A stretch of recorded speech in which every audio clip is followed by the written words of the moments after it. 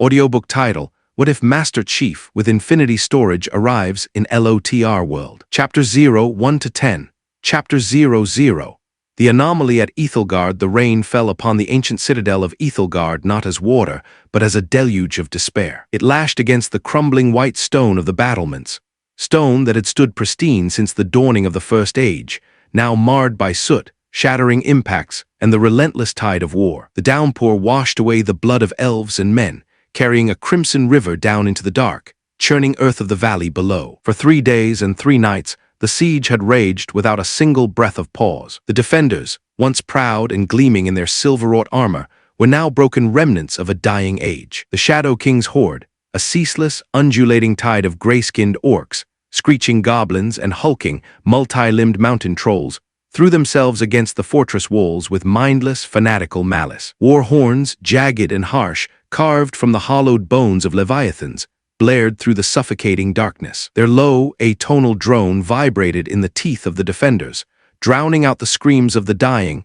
and the clash of steel. The scent of ozone, wet ash, spilled viscera, and the foul, sulphurous musk of unnumbered beasts hung so heavy in the air that to breathe was to taste the coming ruin. Ethelgard was falling, and with it, the last bastion of light in the west. High in the shattered courtyard of the central tower, the pinnacle of stars, Lord Ilarion stood alone. He was a lord of an elder age, his features sharp and immortal, yet etched with a profound and terminal exhaustion. His silver hair, once bound in the elegant braids of his royal house, was plastered to his hollow cheeks by the relentless downpour. His majestic robes of cerulean silk and mithril weave were tattered, scorched, and stained black with the blood of his kin. Below him, the great ironwood gates of the citadel, doors that had held fast against dragonfire centuries past, groaned a terrifying, splintering chorus beneath the rhythmic, earth-shaking thud of an iron-wrought battering ram. The outer walls had already been breached. Flaming arrows, thick as locusts,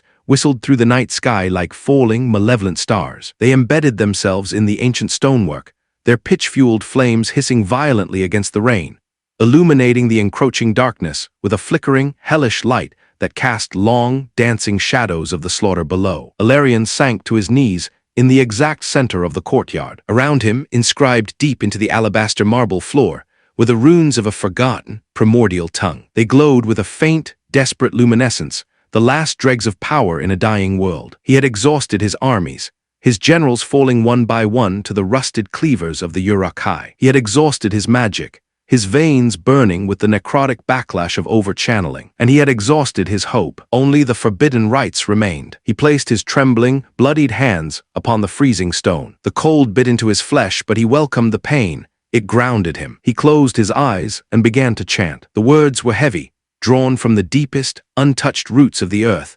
vibrating with a resonant power that had not been spoken aloud since the shaping of the world. Each syllable tore at his throat, a physical toll exacted by the universe for attempting to breach the veil of reality. The courtyard trembled. It was not the tremor of the battering ram, but a fundamental shudder in the bedrock of existence. The glow of the runes intensified, shifting from a pale, dying silver to a blinding, violent azure. Down below, the ironwood gates finally gave way. They splintered with a deafening crack that echoed over the valley like a thunderclap. The horde poured through the breach, a chaotic, writhing mass of rusted iron, jagged blades, and gnashing, venomous teeth. Monsters roared their triumph as they swarmed the lower tiers of the city, their guttural cries echoing up the central tower's spiraling stairs. They smelled the pure, untainted blood of the elven lord. They were coming for him. Ilarion kept his eyes tightly shut, his voice rising above the din of the slaughter, weaving the crescendo of the spell. The air around him grew unimaginably cold,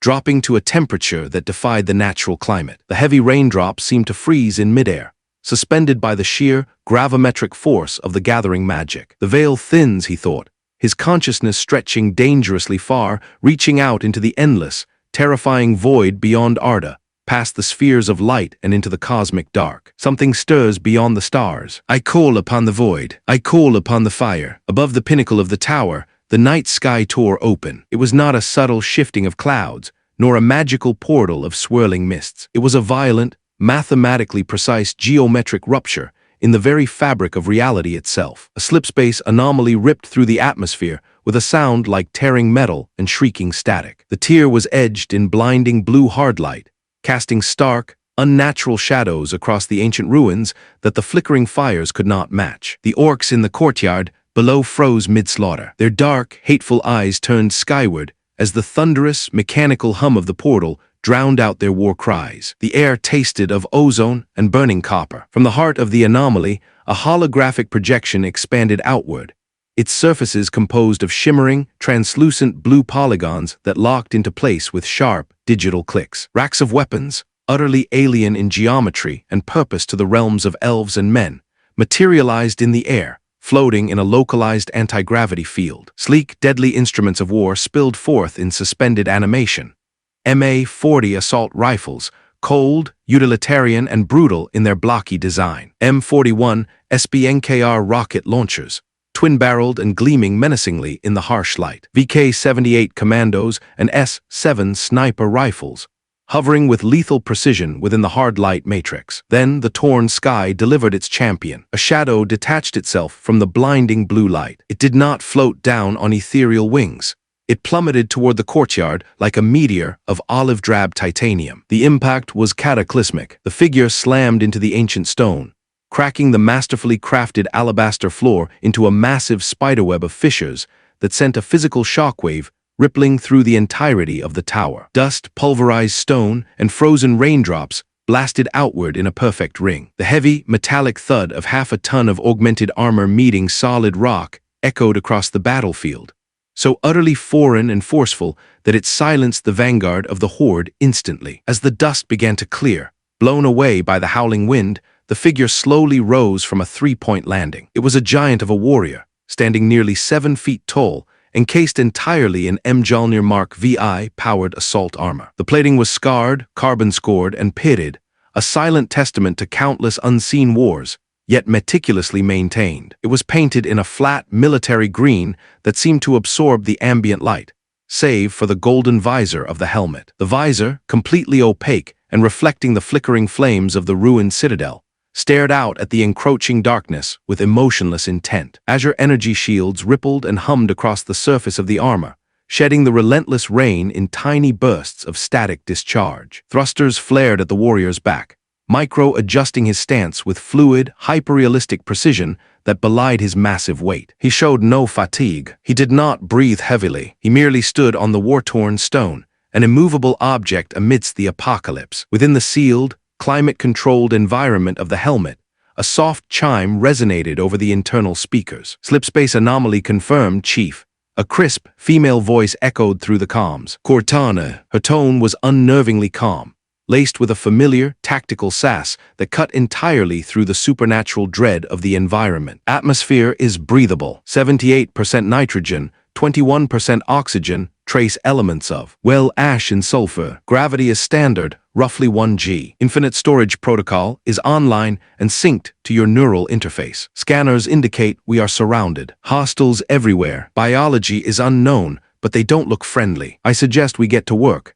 Master Chief's heads-up display HUD flickered to life. The motion tracker in the bottom left corner instantly saturated, filling with a sea of solid red contacts pushing in from every conceivable angle. Shield bar at 100%. Suit integrity nominal. Far away, entrenched in the dark, volcanic fortresses of the east, the Shadow King felt the sudden, jagged tear in reality. A presence of immense, ancient malice turned its invisible, suffocating gaze toward Ethelgard, sensing an intruder of unknown origin, a soul that did not resonate with the magic of this world. The Dark Lord unleashed a devastating psychic assault. It was a wave of pure, concentrated dread, a metaphysical strike meant to shatter the mind, rot the courage, and liquefy the sanity of any mortal creature. The psychic wave slammed into the courtyard like a physical gale. Invisible tentacles of fear and despair wrapped around the area. Lord Ilarion gasped, collapsing back to the stone, clutching his head as horrific illusions of his fallen comrades and rivers of elven blood flooded his vision. He screamed as the creeping shadows lunged at the towering Green Knight, attempting to burrow into the newcomer's mind, to subjugate his will and twist him into a screaming servant of the dark. The attack struck the Master Chief's consciousness, and it shattered like brittle glass against a 1-meter-thick titanium bulkhead. His iron will, forged not in magical academies, but in the unforgiving fires of a lifetime of grueling warfare, augmented by deep-seated psychological conditioning, biological enhancements, and unbreakable discipline rendered the psychic assault entirely useless. The chief had stared down the parasitic horror of the flood. He had watched planets burn to glass. A ghost in his head trying to make him afraid was a tactical non-issue. The illusions simply failed to render. The fear failed to register. Behind the golden visor, the Spartan's voice was deep, gravelly, and entirely unbothered. Negative contact. Scanners are clear of localized EMP or neural interference. Lord Ilarion forced himself to his feet, leaning heavily against a shattered, rune-carved pillar. He stared at the towering figure, his ancient elven eyes wide with a mixture of raw terror and absolute, breathless reverence. The being possessed no aura of magic. Not a single trace of arcane energy flowed through him. Yet he radiated an aura of pure, unadulterated lethality. A cold, mechanical promise of violence. By the valor, Ilarion breathed, his voice barely a whisper against the howling storm. A star-forged knight, his oar was cut short. An immense Uruk-hai captain, standing a head taller than his brethren, clad in thick, rusted iron plates and wielding a serrated, two-handed cleaver, let out a blood-curdling roar. Breaking the momentary paralysis of the horde, the beast charged across the courtyard toward the chief, spittle flying from its fanged maw. Dozens more poured up the winding stairs behind it, their eyes wide with frenzied bloodlust, weapons raised to slaughter the green giant. Chief did not hesitate. He did not posture. He executed protocol. He reached his right hand back toward the shimmering blue hard-light portal, hovering just over his shoulder. His armored fingers seamlessly slipped through the digital projection, closing around the grip of an MA-40 assault rifle. He pulled the weapon from the rack, the hard light instantly resealing behind it. The weapon felt heavy, perfectly balanced, and entirely familiar in his gauntleted hands. He brought the stock to his shoulder in a blur of motion, his stance widening. The HUD reticle immediately snapped onto the charging Uruk's broad chest, painting the target with a red tactical overlay. He squeezed the trigger. The ancient courtyard erupted in a deafening, staccato roar of mechanical violence. The MA-40 spat 7.62mm armor-piercing rounds at a cyclic rate of 600 rounds per minute. The muzzle flash strobed like miniature, localized lightning, casting blinding white shadows across the stone. The rounds tore through the Uruk-hai's crude iron chest plate as if it were wet parchment. The hypersonic projectiles shattered the beast's ribcage, pulverized its internal organs, and blew fist-sized exit wounds out of its back. The massive creature was dead before its knees even buckled, its forward momentum carrying its ruined, twitching body forward to slide across the wet marble, finally coming to a halt against the Spartan's steel-toed boots. Chief smoothly adjusted his aim, his upper body rotating like a turret. He swept the rifle across the advancing horde pouring from the stairwell. The loud, rhythmic, mechanical barking of the assault rifle echoed harshly against the high stone walls, a sound completely alien to a world accustomed only to the twang of bowstrings and the clash of swords. Goblins were literally torn apart in sprays of black, viscous blood. Orcs were thrown violently backward by the sheer kinetic force of the armor-piercing bullets, their crude shields splintering into deadly shrapnel. Brass casings rained onto the stone floor in a glittering, musical cascade, a sharp tink-tink-tink that underscored the slaughter. He did not need to reload. The infinite storage matrix synced to his armor continuously phase, shifted fresh munitions directly into the weapon's receiver, an unbroken stream of death. Arrows incoming, high trajectory. Cortana warned, her voice cool and analytical. Wind speed is 14 knots from the east. A massive volley of black-fletched arrows arched over the courtyard walls, fired by unseen archers in the lower tiers. They rained down in a deadly arc, seeking to pin the elven lord and the strange warrior to the stone. Chief ceased firing and instantly holstered the rifle to his magnetic backplate. His hand blurred toward his utility belt, pulling a spherical, metallic device. He slammed it onto the ground near Ilarion's feet. A brilliant, golden-white bubble shield expanded outward with a resonant, harmonic hum. It formed a perfect, protective geometric dome over the exhausted elven lord and the Spartan. The rain hissed as it hit the energy barrier. A second later, the volley of arrows struck. Instead of piercing the shield, the iron tips struck the energy field and instantly vaporized into ash and splinters, pinging off the barrier like harmless drops of rain on a tin roof. Ilarion watched in stunned, uncomprehending silence as the warrior confidently stepped right through the permeable membrane of the shield, leaving the elf in absolute safety. Chief reached back into the localized portal once more. His gauntlets closed around two glowing,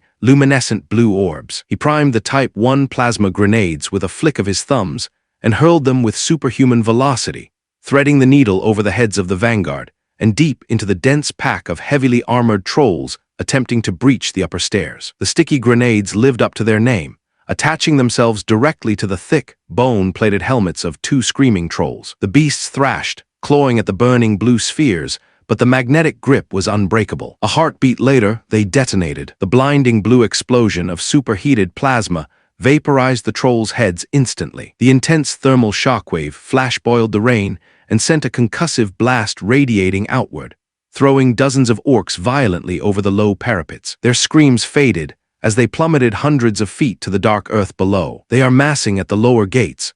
Cortana's voice chimed again, her tactical readout updating the HUD with topographical mapping of the fortress. Foot mobiles aren't going to cut it against those numbers. They have reinforcements funneling in by the thousands. Let's escalate. Overshield active. Armor abilities primed.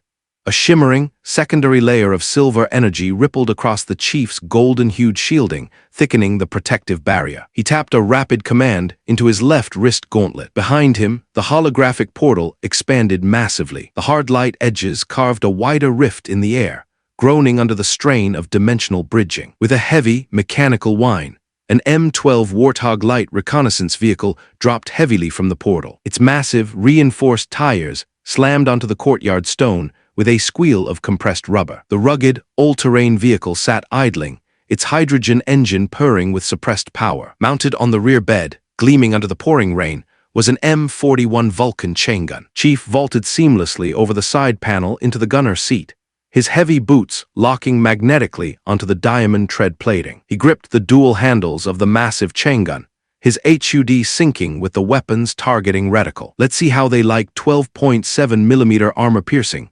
Cortana noted, a hint of dark satisfaction in her synthetic voice. Chief squeezed the triggers. The Vulcan chain gun roared to life. It was not a weapon of war, it was an eraser. A continuous, deafening stream of fire, and lead tore down from the high tower into the choked lower courtyards. The sheer volume of fire, 50 rounds a second, shredded through the enemy ranks. It cut down charging orcs, shattered thick stone barricades into deadly shrapnel, and turned the encroaching horde into a chaotic, scrambling mess of fleeing shadows. Brilliant red tracers lit up the night, drawing straight, merciless lines of death through the heavy rain. Where the stream of fire passed, nothing was left standing. The ancient white stone ran black with the blood of the Shadow King's forces. But the horde, driven by dark magic and absolute fear of their master, seemed endless. From the suffocating darkness, beyond the broken main gates, an earth-shattering roar shook the very foundations of Ethelgard. The ground trembled, vibrating up through the Warthog's chassis. Three massive siege beasts,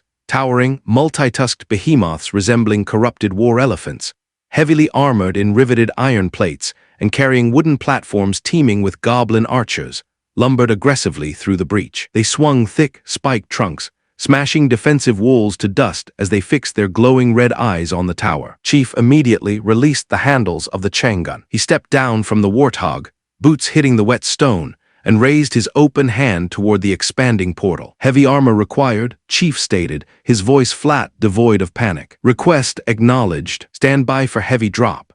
The portal flared brighter than a newborn sun, forcing Lord Ilarion to shield his eyes within the safety of the fading bubble shield. The deafening screech of grinding metal and tearing slipspace filled the air, a sound so violent it made the advancing goblins shriek and cover their ears. Slowly, imposing, and utterly devastating in its mechanical majesty, an M808 Scorpion main battle tank rolled out of the dimensional void. Its massive, ceramic titanium treads crushed the fallen rubble and scattered armor beneath it into fine powder. The 66-ton behemoth settled onto the courtyard floor, its engine growling with a deep, guttural vibration. The massive 90mm high-velocity cannon slowly rotated atop its turret, the targeting laser cutting a sharp red line through the rain to paint the armored chest of the lead, charging siege beast. Plasma weapons are optimal against whatever magical shielding they think they have, Cortana added cheerfully, painting targeting reticles over the three behemoths on the HUD. But high explosives work just fine on bone. Chief climbed onto the massive chassis of the tank, the rain hissing into steam as it struck his glowing, overcharged energy shields. He paused for a fraction of a second, looking down into the sprawling, besieged city. Thousands of glowing red eyes stared back up at him from the darkness. A momentary, profound hesitation rippled through the shadow horde as they beheld the geometric metal behemoth that now guarded the pinnacle of stars. The war horns sounded again, changing their pitch from aggressive triumph to a frantic, disorganized rally. The horde began to mass for a final, overwhelming, suicidal counterattack, swarming the base of the tower like a rising sea of black venom, ready to scale the walls through sheer volume of bodies. Master Chief slid down into the commander's hatch of the Scorpion. The heavy hatch sealed shut above him. His neural interface synced seamlessly with the tank's driving controls and targeting arrays, merging man and machine into a single instrument of destruction. He waited, the 90mm cannon tracking the lead beast, for the horde to make the first move. Chapter 01. The convergence of realms. The rain that battered the ancient citadel of Ethelgard did not fall as water, but as a heavy, freezing shroud of cosmic despair. It lashed against the crumbling white stone of the high battlements, stone quarried from the sunlit peaks of the First Age, now pitted and scarred by the engines of a dark and envious god. The water pooled in the elegant, sweeping grooves carved by elven masons millennia ago, grooves designed to catch the starlight, now catching only sorrow. The water ran thick and dark, washing away the blood of the fallen, carrying it in slow, crimson rivulets down into the churning mud of the courtyards below. For 3 relentless days and 3 endless nights, the siege had raged without a single, fleeting moment of respite. The Shadow King's horde, a ceaseless, undulating tide of twisted, gray-skinned orcs, pale-fleshed cave goblins, and hulking, multi-limbed mountain trolls, threw themselves against the fortress walls with a mindless, frenzied malice. War horns, jagged and harsh,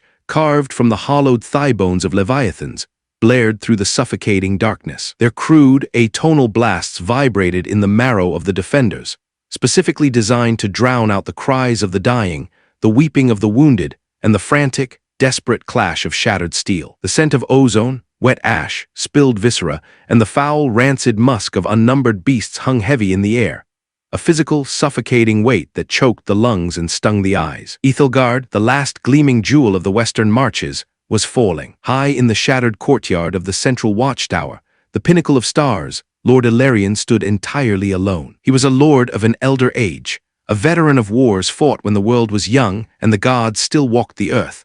But now, his legendary grace was bent under the weight of utter ruin. His silver hair, once bound in the proud braids of his royal house, was plastered to his gaunt, hollow cheeks by the relentless downpour. His once majestic robes of deep sapphire silk and spun mithril were tattered, ruined, and stained black with the lifeblood of his sons, his captains, and his kin. Below him, the great ironwood gates of the citadel, doors that had held fast against the breath of dragons, groaned a terrible, splintering song beneath the rhythmic, earth-shaking thud of a massive, iron-forged battering ram swung by chained ogres. The outer walls had already been breached in 3 separate places, the defensive lines collapsing into chaotic, bloody melee. Flaming arrows, tipped in pitch and dark sorcery, whistled through the night sky like falling, malevolent stars. They embedded themselves deep into the ancient stonework, their flames hissing against the rain, illuminating the encroaching darkness with a flickering, hellish light that cast long, dancing shadows of the slaughter below. Ilarion sank to his knees in the very center of the courtyard. The cold stone bit mercilessly into his flesh, but he no longer felt the chill. His body was already numb with grief. Around him, meticulously inscribed into the cracked marble floor with his own drawn blood, were runes of a forgotten, forbidden tongue. They pulsed with a faint, desperate luminescence, a sickly crimson fighting against the suffocating dark. He had exhausted his armies, watching his bravest warriors dragged down by the sheer weight of numbers. He had drained the last reserves of his arcane strength, his magical core burning with the ash of overexertion. Only the old rites remained, the magics forbidden by the valor themselves, whispered only in the deepest, most heavily guarded and shadowed archives of his people. He placed his trembling, bloodied hands upon the cold stone, directly over the central, jagged rune of summoning, and began to chant. His voice started as a dry, rasping whisper, barely audible over the roar of the storm and the shrieks of the horde below. The words were heavy, archaic, drawn from the deepest roots of the earth and the darkest corners of the cosmos. As the syllables fell from his cracked lips, tearing at his throat, they began to vibrate with a terrifying resonance that had not been spoken aloud since the dawn of time. The air in the courtyard grew unnaturally dense, pressing inward, popping his ears. The glow of the blood runes intensified, shifting rapidly from a pale, dying crimson to a blinding, violent, unstable azure. Down below, the great ironwood gates finally gave way. With a deafening crack that echoed like a thunderclap across the valley, the massive timbers splintered inward, raining lethal, jagged shards of wood upon the desperate, retreating defenders. The horde poured through the breach, a chaotic, shrieking mass of rusted iron, jagged blades, and gnashing, yellowed teeth. Giant cave trolls roared their triumph as they swarmed the lower tiers, swinging massive stone hammers that crushed pristine alabaster stone and elven bone alike. Their guttural cries echoed up the hollow, spiraling shaft of the tower, a promise of impending, inescapable slaughter. They smelled the pure blood of the elven lord. They were coming for him. Ilarion squeezed his eyes shut, his voice rising in volume and intensity, soaring above the din of the massacre, demanding the universe answer his plea. The air around him plummeted in temperature, growing unimaginably cold. The driving rain seemed to slow, the heavy droplets actually freezing in midair, suspended by the sheer, gravimetric force of the gathering magic. The courtyard trembled violently, the ancient stones grinding together, threatening to shake the tower apart. The veil thins, Ilarion thought, his mind reaching out blindly into the endless, terrifying void beyond the borders of the world. Something stirs beyond the stars. I offer my life. I offer my soul. Answer. High above the shattered tower, the black, storm-choked sky tore open. It was not a subtle parting of clouds, nor a flash of natural lightning. It was a violent, mathematically precise geometric rupture in the very fabric of reality itself. A slipspace anomaly ripped through the atmosphere, edged in blinding, impossible blue hard light that cast stark,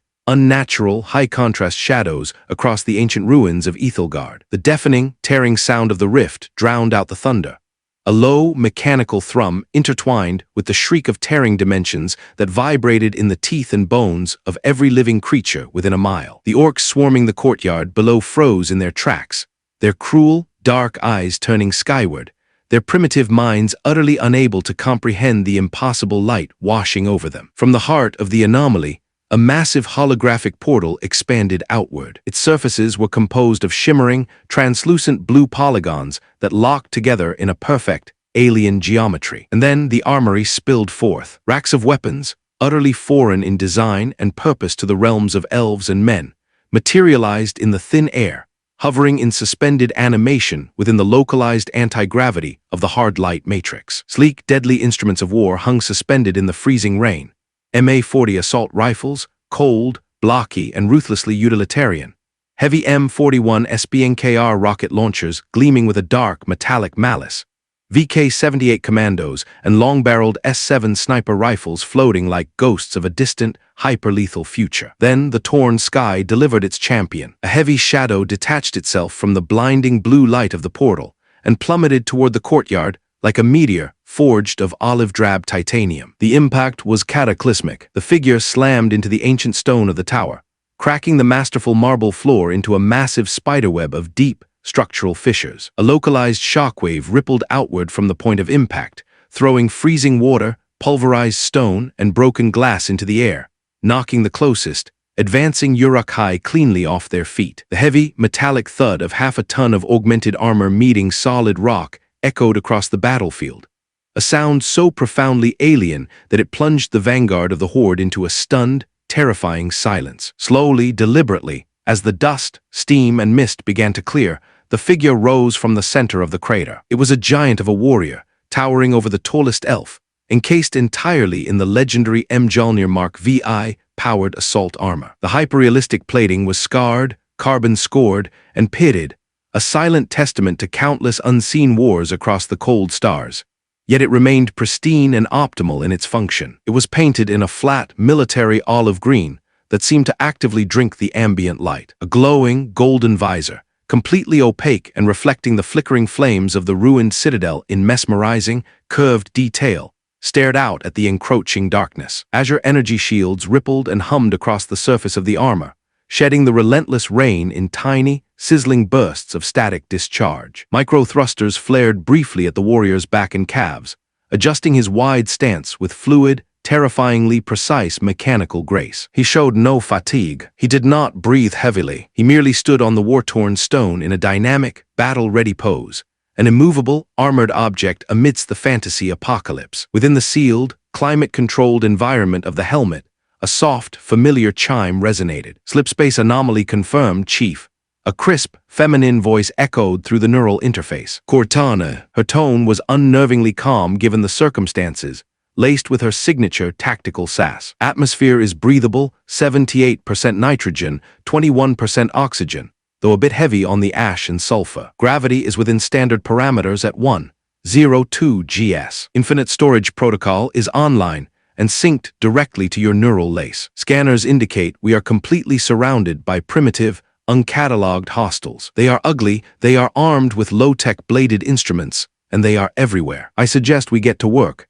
Master Chief's heads-up display HUD flickered to life. The motion tracker in the bottom left corner instantly saturated, filling with a solid sea of overlapping red contacts closing in from all conceivable sides. Shield bar full, biometrics nominal. Far away, entrenched in the dark, volcanic fortresses of the east, the Shadow King felt the sudden, violent tear in reality. A presence of immense, ancient malice turned its invisible, burning gaze across the continent toward Ethelgard. Sensing an intruder of unknown origin, a soul that did not belong to the music of this world, a mind untouched by local magic, the Dark Lord unleashed a devastating psychic assault. It was a wave of pure, concentrated dread, a dark sorcery meant to shatter the mind of any mortal man or elf, turning their courage to ash, forcing them to turn their own blades upon themselves. The psychic wave slammed into the watchtower courtyard, like an invisible, freezing tidal wave. Shadowy, spectral tentacles of fear and despair whipped through the air,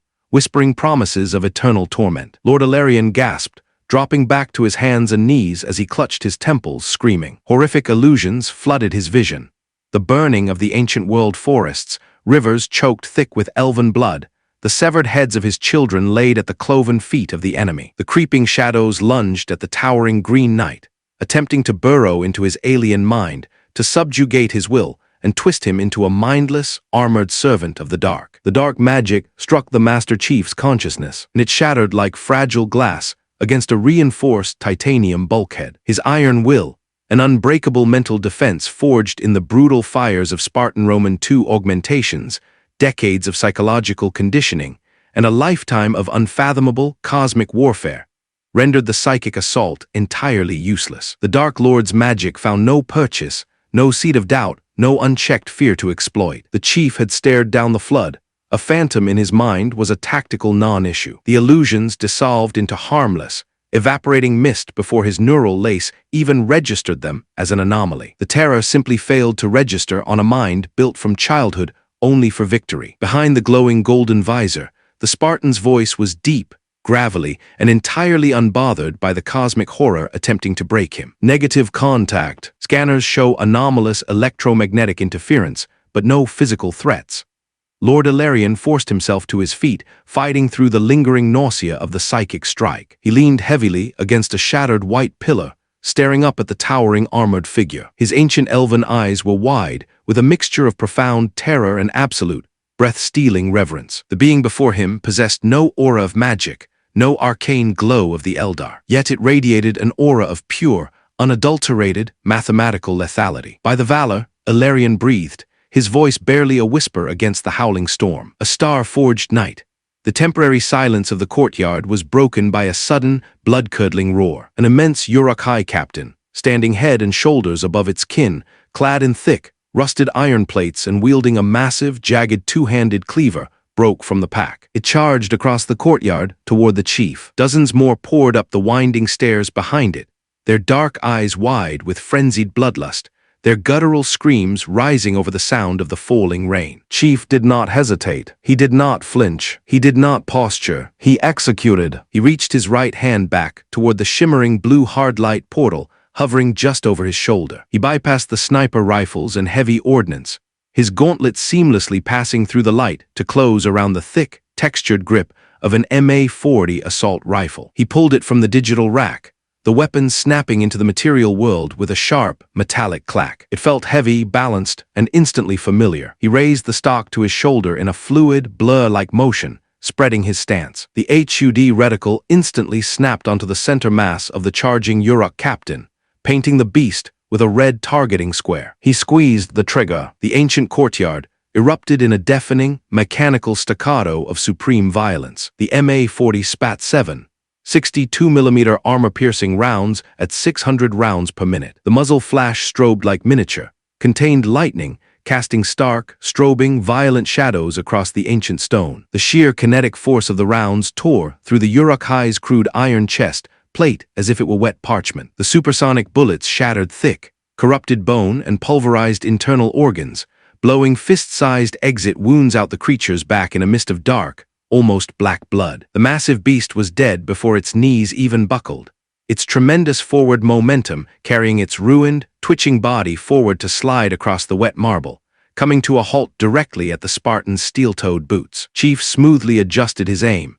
his movements possessing a terrifying robotic efficiency as his upper torso rotated like a tank turret, sweeping the rifle across the advancing horde. The loud, rhythmic, percussive barking of the assault rifle echoed harshly against the high stone walls, a cacophony completely alien to a world defined by the quiet thrum of bowstrings and the ring of swords. Goblins were literally torn apart in violent sprays of gore, their frail bodies disintegrating under the heavy caliber fire. Heavily armored orcs were thrown violently backward, their wooden shields splintering into useless kindling, their rusted plate armor offering absolutely no defense against the velocity of 26th century Unsk ammunition. Brass casings rained onto the marble floor in a glittering, musical cascade, pinging and bouncing into the puddles of rainwater and blood, leaving a trail of smoking metal at the Spartan's feet. He did not need to reload. The infinite storage matrix linked to his armor continuously, seamlessly phase-shifted fresh munitions directly into the weapon's receiver via micro-slipspace transference. He simply held the trigger, creating an unbroken scythe of lead that mowed down the first two waves of attackers in a matter of seconds. Arrows incoming, Cortana warned, her voice cutting sharply through the roar of gunfire. Trajectory tracks a mass volley from the lower battlements. Trajectory indicates a direct hit on the local VIP.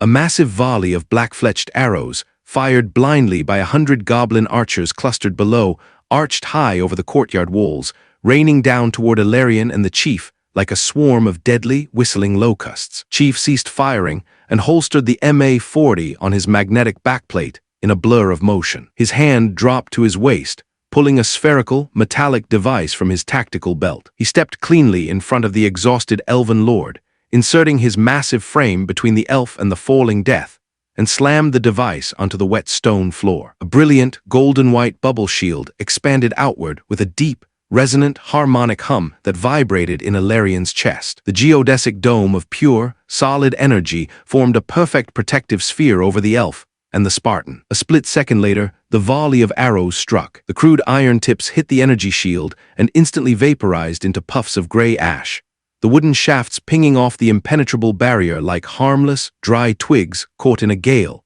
harmlessly clattering to the floor outside the dome. Ilarion watched in stunned, breathless silence as the towering warrior stepped effortlessly through the outer membrane of the shield, leaving the elf in absolute safety. Chief reached into the hovering hard light portal once more. When his hands emerged, his gauntlets were closed around two glowing, luminescent blue orbs. He primed the Type 1 plasma grenades with a flick of his thumbs and hurled them with terrifying, mathematically calculated velocity into the dense, snarling pack of heavily armored orcs attempting to bottleneck the upper stairs. The sticky grenades struck true, their magnetic seals attaching themselves directly to the rusted iron helmets of two screaming, confused cave trolls. A heartbeat later, they detonated. The explosion was blinding. A localized sphere of superheated blue plasma vaporized the trolls instantly, their flesh, bone, and iron armor turning to gas in a fraction of a second. The resulting shockwave was immense, throwing dozens of tightly packed orcs off the sides of the high tower,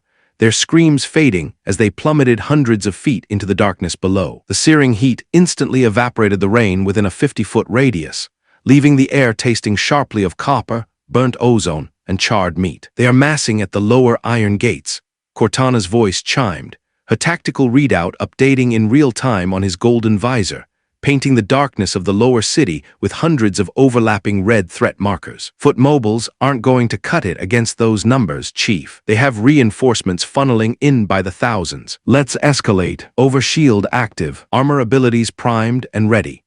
A shimmering, intensely bright secondary layer of silver energy rippled across the chief's golden shielding, reinforcing his defenses with a hum that set the courtyard stones vibrating. He tapped a rapid, complex command sequence into his left wrist gauntlet. The holographic portal behind him expanded massively. The blue hard light edges carved a much wider rift in the air, the sound of tearing space growing deafening, drowning out the storm entirely. With a heavy, mechanical whine and the screech of stressed metal, an M12 Warthog light reconnaissance vehicle dropped heavy from the portal. Its massive, deep-treaded tires slammed onto the courtyard stone, its advanced suspension absorbing the drop effortlessly. The rugged, all-terrain vehicle sat idling, its powerful hydrogen-injected engine growling like a caged beast. Mounted on the rear flatbed, gleaming wetly under the pouring rain, was a massive M41 Vulcan chain gun. Chief vaulted over the side panels into the gunner's seat, his heavy boots locking magnetically onto the diamond tread plating of the bed. He gripped the dual firing handles of the massive weapon, his thumb hovering over the trigger, his HUD syncing with the weapon's targeting reticle. "Let's see how they like 12.7mm armor piercing," Cortana noted, a hint of dark, anticipatory satisfaction in her synthetic voice. Chief opened fire. The Vulcan chain gun roared to life with a sound like tearing canvas and rolling thunder. A continuous, deafening stream of fire, and lead that tore down from the high tower into the densely packed lower courtyards. The sheer volume of fire was apocalyptic. The heavy, depleted uranium rounds shredded through the enemy, ranks like a scythe through dry wheat. It cut down charging orcs by the dozens, shattered thick stone barricades into explosive dust, and turned the encroaching, confident horde into a chaotic, panicking mass of fleeing shadows. Bright orange tracers lit up the night sky, drawing brilliant, inescapable lines of absolute death through the driving rain. But the horde, driven by a fear of their master that outweighed their fear of death, was endless. From the pitch-black darkness, beyond the broken outer gates, an earth-shattering roar shook the very foundations of Ethelgard. 3 massive siege beasts, monstrous, elephantine creatures bred in the dark, lightless pits of the east, lumbered heavily through the breach. They were heavily armored in thick, riveted iron plates that dragged on the ground, and carried massive wooden platforms on their backs,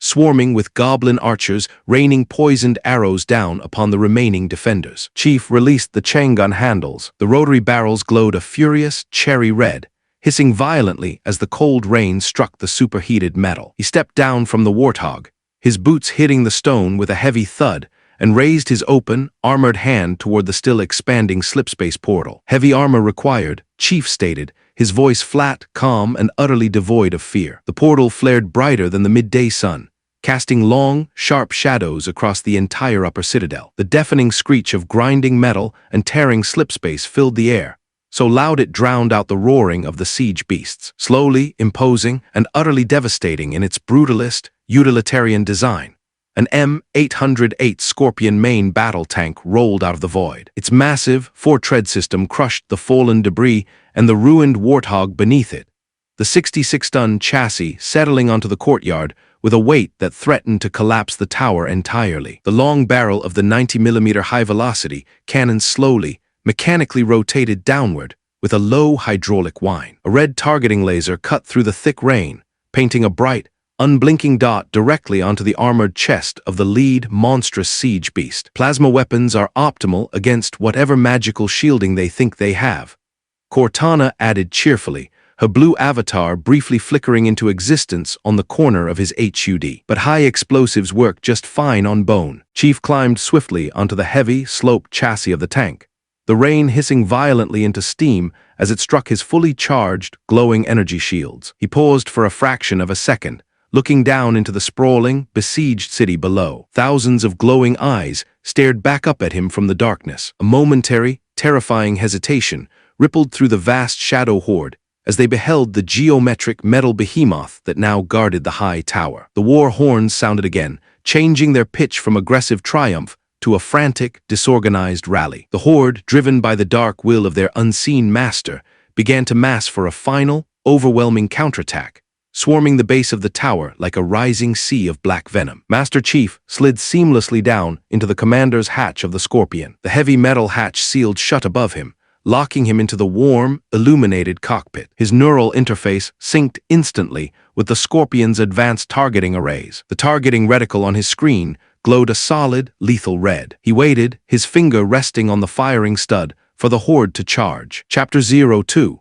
The calculus of ruin, the heavy, relentless rain of Ethelgard fell upon the olive-drab titanium chassis of the M808 Scorpion tank, hissing as it struck the heated metal of the massive 90mm high-velocity cannon. Master Chief sat perfectly still within the commander's hatch, his neural interface seamlessly bound to the armor's tactical mainframe. Through the golden visor of his Mjolnir helmet, the world was no longer a blur of magic and shadow.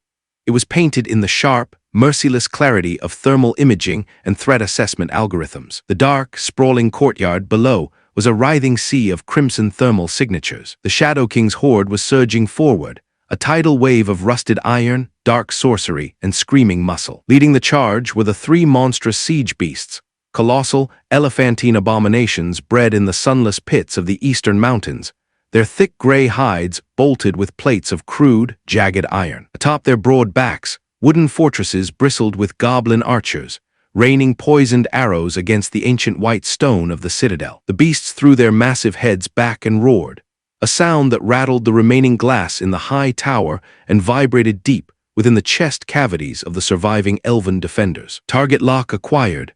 Cortana's voice echoed within the airtight seal of the Spartan's helmet. Her tone was crisp, algorithmic, and utterly devoid of the primal terror that gripped the elves. Firing solution calculated for maximum kinetic transfer. Give them hell, Chief. Chief engaged the firing mechanism. The Scorpion fired. The deafening, mechanical thunderclap of the 90mm cannon ripped through the tempest, a sound so violently loud it temporarily deafened the closest orc battalions. A massive tongue of superheated orange flame erupted from the muzzle, illuminating the entire ruined fortress for a fraction of a second. The high-explosive anti-tank, Heat, round crossed the distance between the upper courtyard and the advancing siege beast in less than a blink of an eye. The impact was a spectacle of absolute devastation. The tungsten core shell did not merely pierce the siege beast.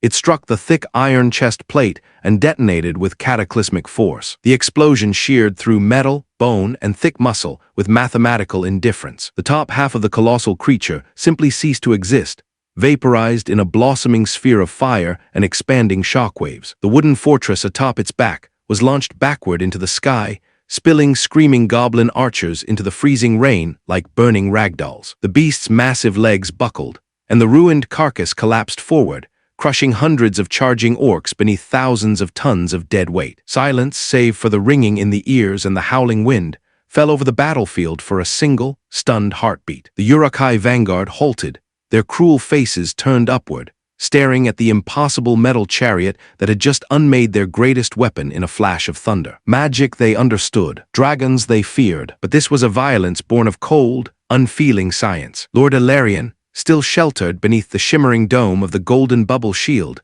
watched in breathless awe. He had lived for millennia, had seen the legendary wrath of the valor and the dark sorceries of the First Age, but the sheer, instantaneous lethality of this star-forged knight defied all logic. It was not a battle, it was an extermination. One downed, two to go, Cortana stated breezily. Secondary targets are adjusting formation. They are trying to flank the access ramp. I am spooling the coaxial machine gun. Chief did not wait for the horde to recover its dark courage. His neural commands drove the Scorpion forward. The massive, four-tread system ground against the ancient marble of the courtyard, crushing fallen masonry to fine, white powder. The tank rotated its heavy turret, the targeting laser cutting a bright red path through the storm to settle upon the second siege beast. Before he could fire the main gun, a volley of dark magic erupted from the rear ranks of the horde. Shrouded in black robes, an enclave of twisted orc shamans thrust their gnarled staves toward the high tower. Jagged bolts of sickly, emerald-green lightning arced through the rain, striking the front slope of the Scorpion tank and splashing violently against the Master Chief's energy shields. The dark sorcery, designed to wither flesh and rot the soul, harmlessly grounded out against the 26th century energy shielding. The azure shields flared brilliantly, rippling like a disturbed pond before immediately stabilizing. The tank's titanium armor did not even scorch. Energy spike detected, Cortana noted, her avatar pulling up a localized spectral analysis. Primitive plasma equivalent, highly inefficient, shield strength at 98%. You are clear to engage. Chief aimed the coaxial machine gun at the shamans. The heavy, rhythmic thud of the secondary weapon joined the storm, sending a stream of high-caliber tracer rounds directly into the enclave. The explosive rounds tore the dark sorcerers apart, shattering their staves and extinguishing their green fire in an instant. Chief then re-engaged the main cannon. The tank rocked violently backward as it fired again. The second high-explosive round struck the knee joint of the right flanking siege beast. The detonation shattered the massive limb, sending the creature crashing into the outer fortress wall. The impact collapsed a section of the ancient battlements, burying the beast and 2 full companies of Urukai beneath hundreds of tons of tumbling white stone. "They are swarming the main staircase, Chief," Cortana warned. "The tank cannot depress its barrel far enough to engage targets directly beneath the chassis." "Time to stretch your legs." Chief slammed his fist into the hatch release. He vaulted from the Scorpion, his heavy boots hitting the wet stone with a resounding crack. As he landed, his left hand reached backward into the shimmering, blue hard light portal that hovered faithfully over his shoulder. He bypassed the ballistic weaponry. The situation required area denial. His gauntlet closed around the thick, heavy handle of a Type 2 gravity hammer. He pulled the massive, alien weapon from the portal. It was a brutalist masterpiece of Covenant engineering, heavy gray metal curving into a massive striking head that pulsed with raw, untamed plasma energy. The air around the hammer distorted, the localized gravity field humming with a terrifying, deep resonance that made the rainwater curve away from it. The first wave of orc berserkers crested the top of the grand staircase, their eyes wide with drug-fueled rage, their rusted swords raised high. Master Chief stepped forward, his thrusters firing briefly to close the distance in an unnatural, terrifying blur of motion. He swung the gravity hammer in a wide, horizontal arc. The hammer did not need to physically strike the orcs to kill them. As the weapon swung, the kinetic displacement field activated. A shockwave of blue-white energy erupted from the hammer's head, hitting the advancing wave of orcs with the force of a localized hurricane. The front rank of the horde was instantly pulverized, their bones shattering as they were launched backward through the air. The displaced kinetic energy tore up the heavy stone steps, sending lethal shrapnel flying into the horde below. Goblins and Urukai alike were thrown over the high walls, screaming as they plummeted into the dark abyss. Chief stepped into the breach, a towering avatar of destruction. He swung the hammer again, bringing it down in an overhead strike against the stone floor. The impact created a concussive blast that ruptured the internal organs of every enemy within a 30-foot radius. Blood sprayed against the pristine white walls of the citadel. The sound of the hammer strikes was rhythmic, a grim, industrial beat against the chaotic noise of the siege. Deploying sentries to cover the VIP, Cortana advised. Chief tapped his wrist gauntlet. From the slipspace rift, 2 heavy metallic pods dropped to the stone floor near Lord Ilarian's bubble shield. They unfolded with precise, mechanical clicks. The automated watchtower sentries locked into place, their twin-linked heavy machine guns swiveling rapidly as their internal sensors painted targets. A moment later, they opened fire, creating an impenetrable crossfire of suppressive lead that shredded any stray goblins attempting to sneak past the Spartan. "The final siege beast is repositioning," Cortana said. "It is targeting the central keep. If it hits that supporting archway, the entire tower will collapse." Chief hurled the gravity hammer back into the portal, instantly swapping it for an M41 SBNKR rocket launcher. The heavy, dual-tube weapon rested perfectly on his armored shoulder. The targeting reticle on his HUD zoomed in, tracking the slow, lumbering movement of the third colossal beast below. "Tracking," Chief muttered, his voice cold and steady. "Solid lock," Cortana confirmed. Chief squeezed the trigger. The SBNKR fired with a loud, hissing roar. The high-explosive dual-purpose rocket left the tube on a trail of thick white smoke, screaming through the rain. It struck the siege beast directly in the side of its heavily armored skull. The detonation cracked the beast's armor like an eggshell. Before the creature could even scream, Chief fired the second tube. The second rocket followed the exact trajectory of the first, entering the cracked armor and detonating deep within the beast's skull cavity. The monster collapsed instantly, a mountain of dead flesh crashing onto the lower courtyard, crushing the remaining will of the eastern horde beneath it. The Urukai stopped. The goblins dropped their weapons. The terrifying, unyielding slaughter they had just witnessed finally broke the dark magic that drove them forward. Panic, pure and unfiltered, rippled through the ranks of the Shadow King's army. They began to turn. They began to flee, scrambling over each other in a desperate, pathetic attempt to escape the green demon of the tower. Chief lowered the rocket launcher, the empty tube smoking in the freezing rain. He stood at the edge of the shattered battlements, an imposing titan overlooking a broken army. The energy shields across his armor hummed quietly, having barely been tested. He felt no fatigue. His heart rate remained a steady, calm rhythm. Lord Ilarion stepped out from the fading light of the bubble shield. He walked slowly toward the Master Chief, entirely ignoring the smoking craters and the ruined bodies of the orcs that littered his ancient home. He stopped a few paces away, looking up into the blank, golden visor. "You have saved my people," Ilarion said, his voice trembling with exhaustion and awe. "You wield the fire of the stars themselves. Tell me, warrior of the heavens, who are you?" Before Chief could answer, the storm above them shifted. The rain suddenly turned to hail. The dark, rolling clouds parted unnaturally, swirling into a massive, unnatural vortex. A sound echoed from the heavens, not a roar, but a high-pitched, soul-tearing shriek that froze the blood in Ilarion's veins. "Chief," Cortana said, her avatar flashing yellow on the HUD, her voice dropping its usual sass for pure tactical urgency. "I am tracking a massive biological contact descending from the cloud cover. Fast mover, airborne, and the atmospheric pressure is dropping rapidly." From the vortex above, a massive serpentine shadow broke through the clouds. It was a winged terror of the ancient world, a drake of black scales and leathery wings, ridden by a wraith cloaked in shadows. The Nazgul had come to answer the anomaly. Master Chief did not flinch. He tossed the empty rocket launcher back into the slipspace portal. "Understood," Chief said, his hands reaching back into the glowing blue light. "I need an anti-air solution." The portal expanded once more, the hard light edges burning brilliantly against the approaching dark. Chapter 03. The Sky Terror's wrath. The silence that followed the destruction of the siege beasts was not a peace.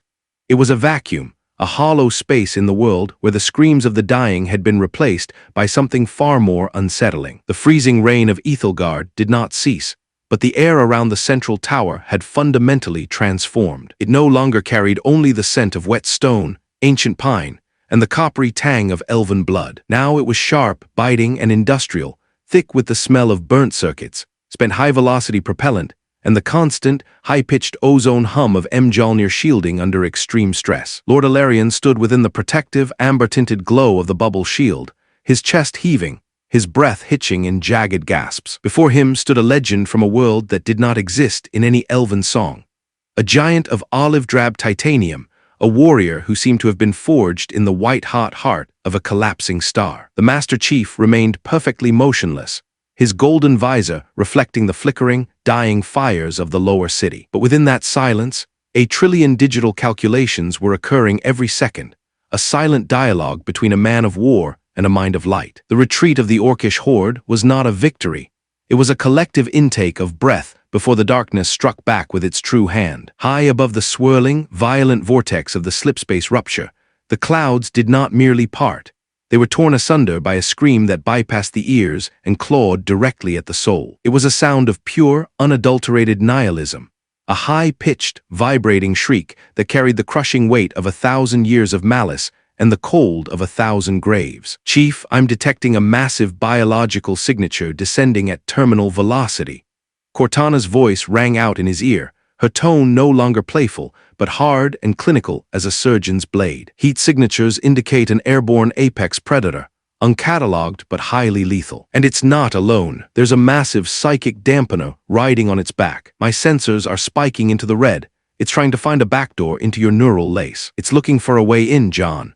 Master Chief's head tilted upward in a slow, deliberate arc. From the churning blackness of the vortex, a shadow detached itself. It was vast, leathery, and utterly devoid of light, a creature that seemed to drink the very starlight it moved through. A fell beast, the winged terror of the Nazgul, dropped through the clouds like a stone. Its wings, vast and ragged like the rotting sails of a ghost ship, beat against the gale with a heavy, wet thud that shook the stones of the tower. Astride its long, serpentine neck sat a figure cloaked in nothingness, a void in the shape of a man, crowned in a silver helm that held no face. The Witch King of Angmar had come to claim the soul of the star-forged intruder. The Nazgul raised a withered black hand, and a secondary psychic blast, 10 times more potent than the first, slammed into the tower. To Lord Ilarion, it felt as though the stars were being extinguished one by one. The history of his people, the beauty of the world, and the hope of the dawn all seemed like foolish lies in the face of this absolute darkness. He collapsed to one knee,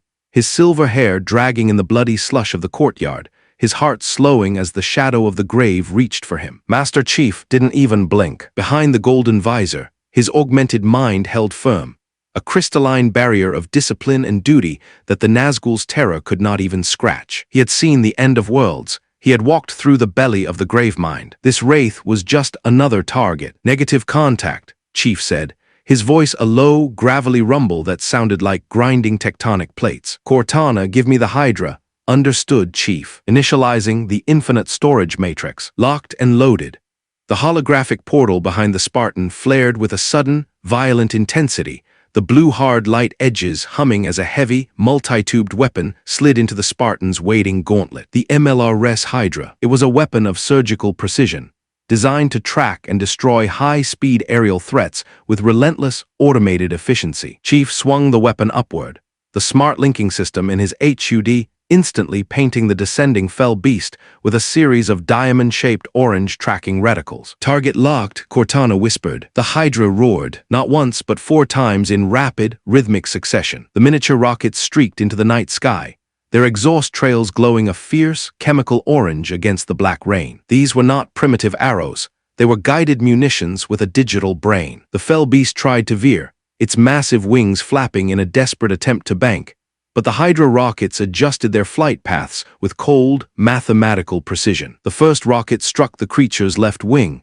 detonating in a shower of black ichor and shredded membrane. The second and third caught the beast in the chest, the explosive force shattering its ribcage and sending the cloaked rider tumbling into the sky. The final rocket struck the creature's head, vaporizing it in a blossom of fire and bone. The headless carcass of the beast plummeted toward the lower courtyard, crashing into a battalion of retreating orcs like a fallen mountain of meat. But the Nazgul was not so easily unmade. The cloaked shadow landed upon the battlements of the tower, its form flickering like a candle in a draught. It drew a long, pale sword that shimmered with a cold, sickly light, a Morgul blade. Chief discarded the empty Hydra, the heavy weapon vanishing back into the blue portal before it even hit the ground. In a single, fluid motion, he reached back and pulled a VK-78 commando from the rack. He didn't fire at the rider's chest. He knew this enemy was a wraith, a being of shadow and spirit. He aimed for the weapon, for the points of interaction between the spirit and the physical world. The commando spat heavy-caliber rounds. The Nazgul moved with unnatural, jerky speed,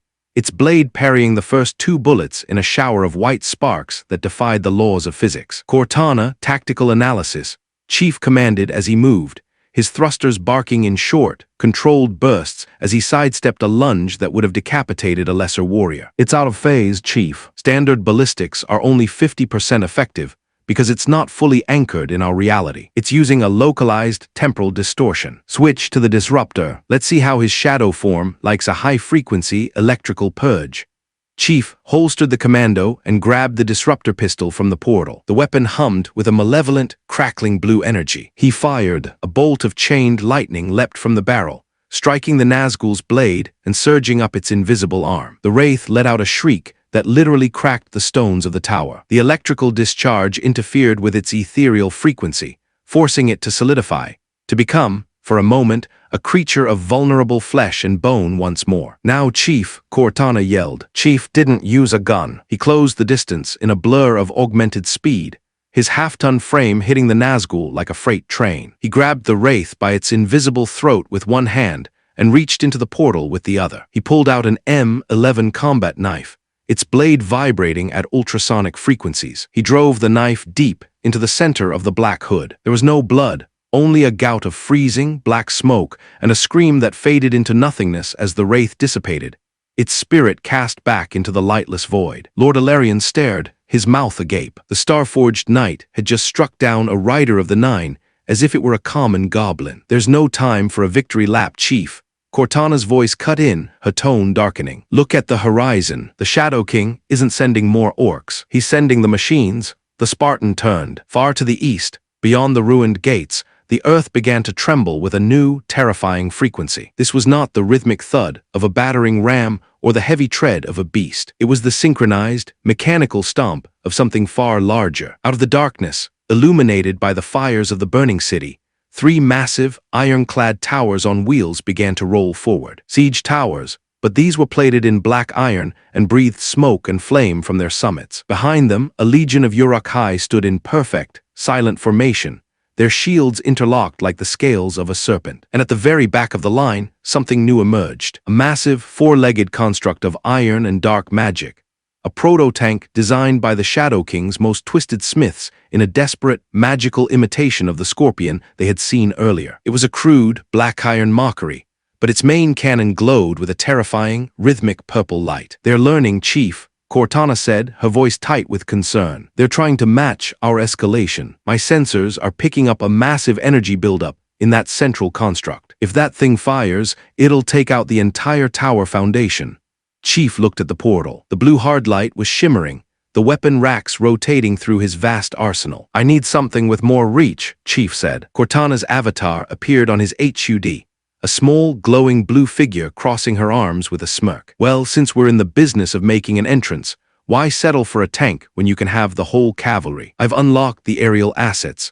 From the holographic rift, a new sound began to emerge, a rhythmic, high-pitched whine of twin-engine turbines. The portal expanded to its absolute limit, the blue edges flickering and sparking as it struggled to maintain the aperture for something of this scale. Then the AV-14 Hornet hovered out of the void. Its sleek, predatory silhouette cut through the rain. Its wing-mounted missile pods and twin rotary cannons slaved directly to the Chief's neural interface. The Spartan didn't wait for it to land. He engaged his thrusters, leaping 40 feet into the air and catching the landing skid of the VTOL as it banked over the tower. "Lord Ilarion," Chief's voice crackled over the Citadel's ancient stone, projected by his external speakers. "Stay behind the shield." The Hornet climbed, the roar of its engines drowning out the wind. Below, the Shadow King's black iron construct fired. A beam of purplish, necro-energy tore through the air, striking the base of the tower and vaporizing a massive chunk of the foundation. The tower groaned, leaning precariously. "Cortana, give me full control of the ordnance," Chief said as he climbed into the cockpit. "You've got it, Chief. Missile locks are active. Let's show them what real air superiority looks like."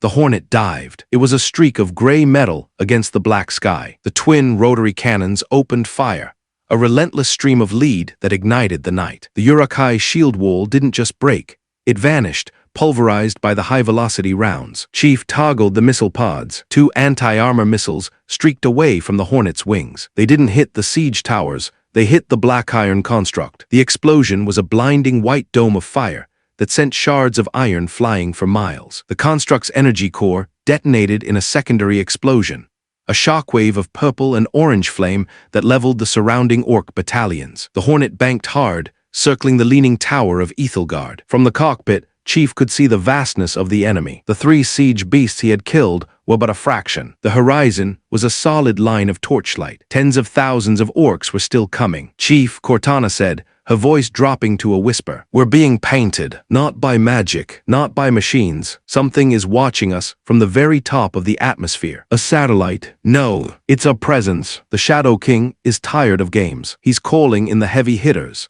From the very heart of the storm, a gargantuan shape began to descend. It wasn't a dragon. It wasn't a bird. It was a floating fortress, a black stone citadel held aloft by dark sorcery and ancient, forgotten gravity. It moved with a slow, terrifying inevitability, its underside bristling with hundreds of glowing purple apertures. "It's a city, Chief," Cortana breathed. "He's dropping a flying fortress on us." Chief leveled the Hornet, his eyes fixed on the descending mountain of stone. His hand reached for the portal control on his dash. "Then we're going to need a bigger boat," Chief said. The portal behind the Hornet began to glow with a blinding, white-hot intensity. The sound of tearing space became a physical weight, a roar that shook the very atmosphere of Middle-earth. Something massive, something ancient, and something very, very heavy was beginning to push through from the other side. The heavy, twin-tailed shadow of the D-77 TC Pelican began to emerge, its heavy chingun already spinning in anticipation. The battle for Ethelgard had only just begun. Chapter 04.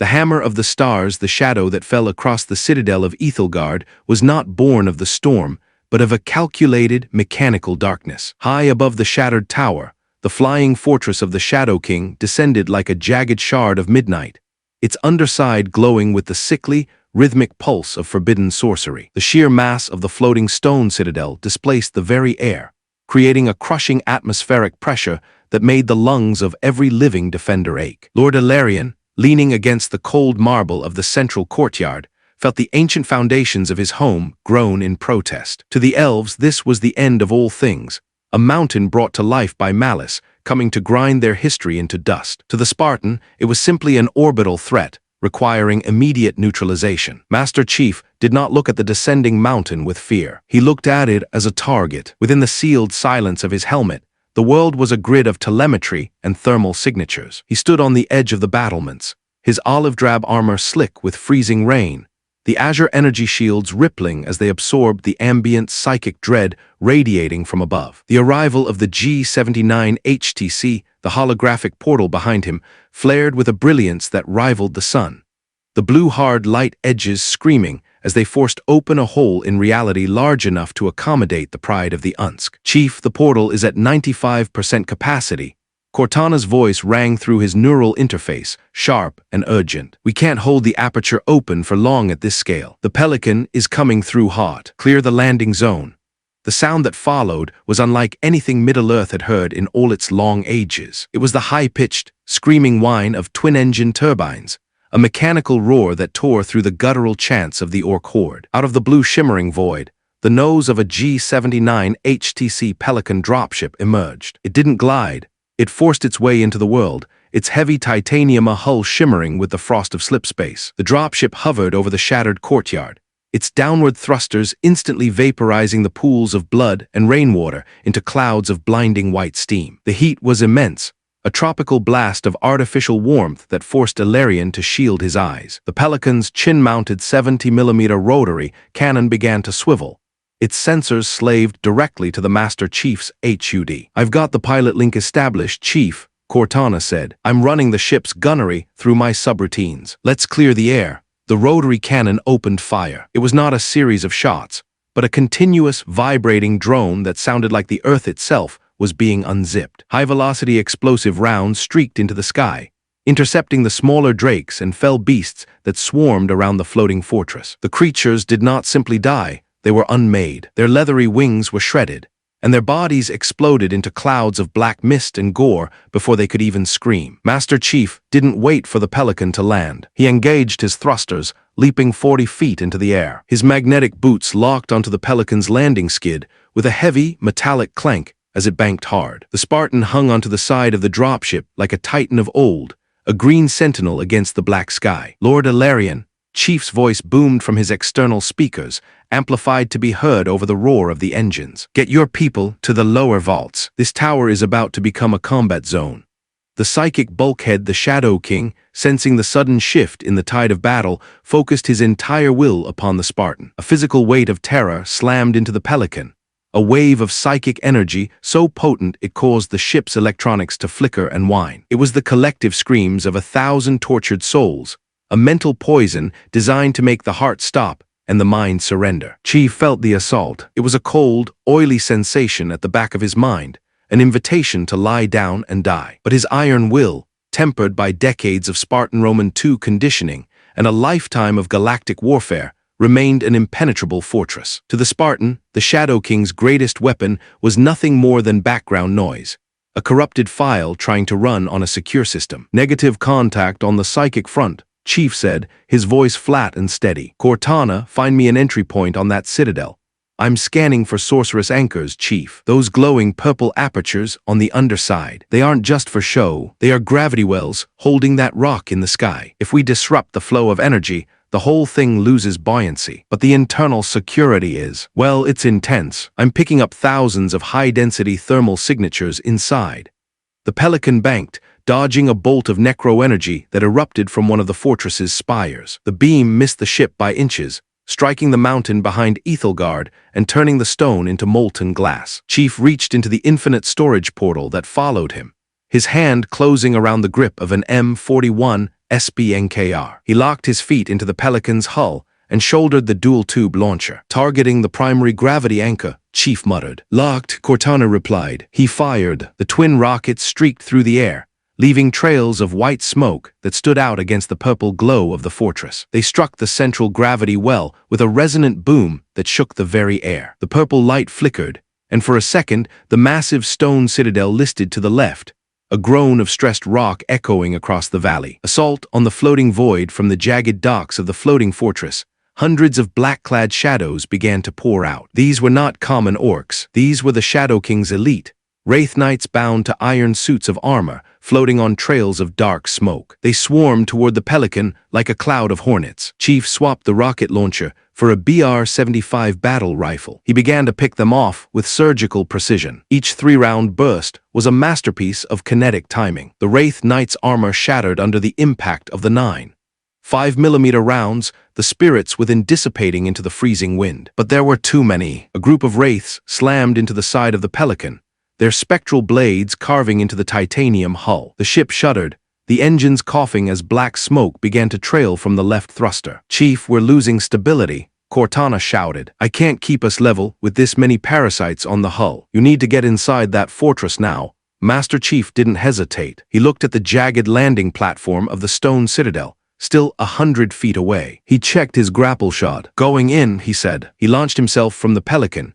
half a ton of armored fury falling through the open sky. For a heartbeat, he was suspended in the void, the fires of Ethelgard burning far below him. Then he fired the grapple shot. The high-tensile wire hissed through the air, the diamond-tipped hook embedding itself into the dark stone of the fortress's edge. The winch engaged, pulling the Spartan upward with bone-shattering force. He slammed into the landing platform, his boots cracking the stone as he rolled into a crouch. He was instantly surrounded. Dozens of elite Uruk-hai, clad in heavy plate and wielding shields embossed with the lidless eye, closed in. Chief reached into the portal and pulled out the cinder shot. The Promethean-derived weapon hummed with a dangerous orange light. He fired. The hard light projectiles didn't just hit the guards.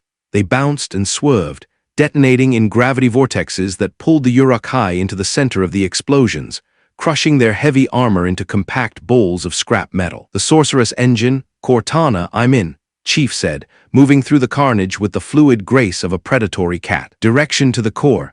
Follow the purple conduits in the floor, Chief. They all lead to the central chamber. But be careful. The Shadow King is directing all local forces to your position. He's realized you aren't just another elven hero. He knows you're an anomaly." Chief broke into a Spartan time sprint. The world slowed around him. He tore through the fortress hallways, his shields rippling as they took glancing blows from spears and arrows. He didn't stop to fight. He was a force of nature. Any orc in his path was simply bowled over, their bones snapping under the weight and speed of the Mjolnir armor. He reached a massive, vaulted chamber. In the center, a pillar of liquid shadow rose from the floor, connecting to a rotating array of ancient, carved stones. Surrounding the pillar was a circle of 12 wraiths, their staves raised as they channeled the dark energy. As Chief stepped into the chamber, the Shadow King's voice filled the room, not through his ears but directly in his mind. "Metal Shell," the voice hissed, ancient and cold. "You bring the fire of a dead world to a land that will never know peace. You are but a spark in an endless ocean of night. I have broken kings. I have silenced gods. What can one soldier do against the inevitable?"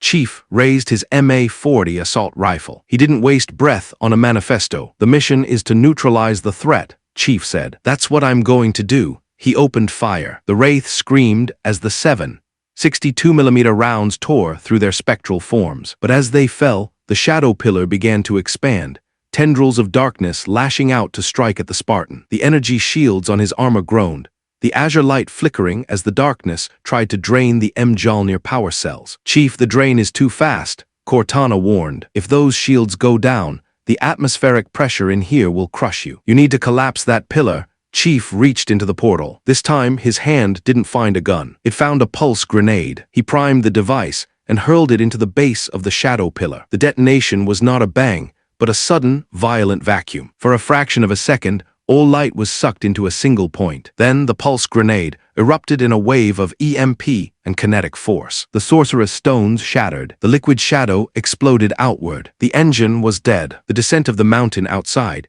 the flying citadel let out a world-shaking groan. Without the gravity wells, the massive stone structure began to tilt. It was no longer a fortress. It was a falling mountain. "Chief, we have to move. The whole thing is going down." Chief sprinted back toward the landing platform. The floor beneath him was now at a 45-degree angle. He reached the edge of the platform. The fortress was now thousands of feet above the lower plains, descending rapidly toward the secondary orc encampments outside the citadel walls. The Pelican, its smoke-trailing engine barely holding on, swept in low. Jump, Chief! Master Chief launched himself into the abyss. He slammed into the metal floor of the Pelican, his gauntlets digging into the deck plating. The pilot pulled back on the stick, engines screaming as they fought to climb away. Behind them, the flying fortress struck the earth. The impact was beyond anything Lord Ilarion could have imagined. A wall of fire and stone erupted from the impact site, a shockwave that leveled the forest for miles and vaporized the tens of thousands of orcs caught beneath it. A massive mushroom cloud of dust and debris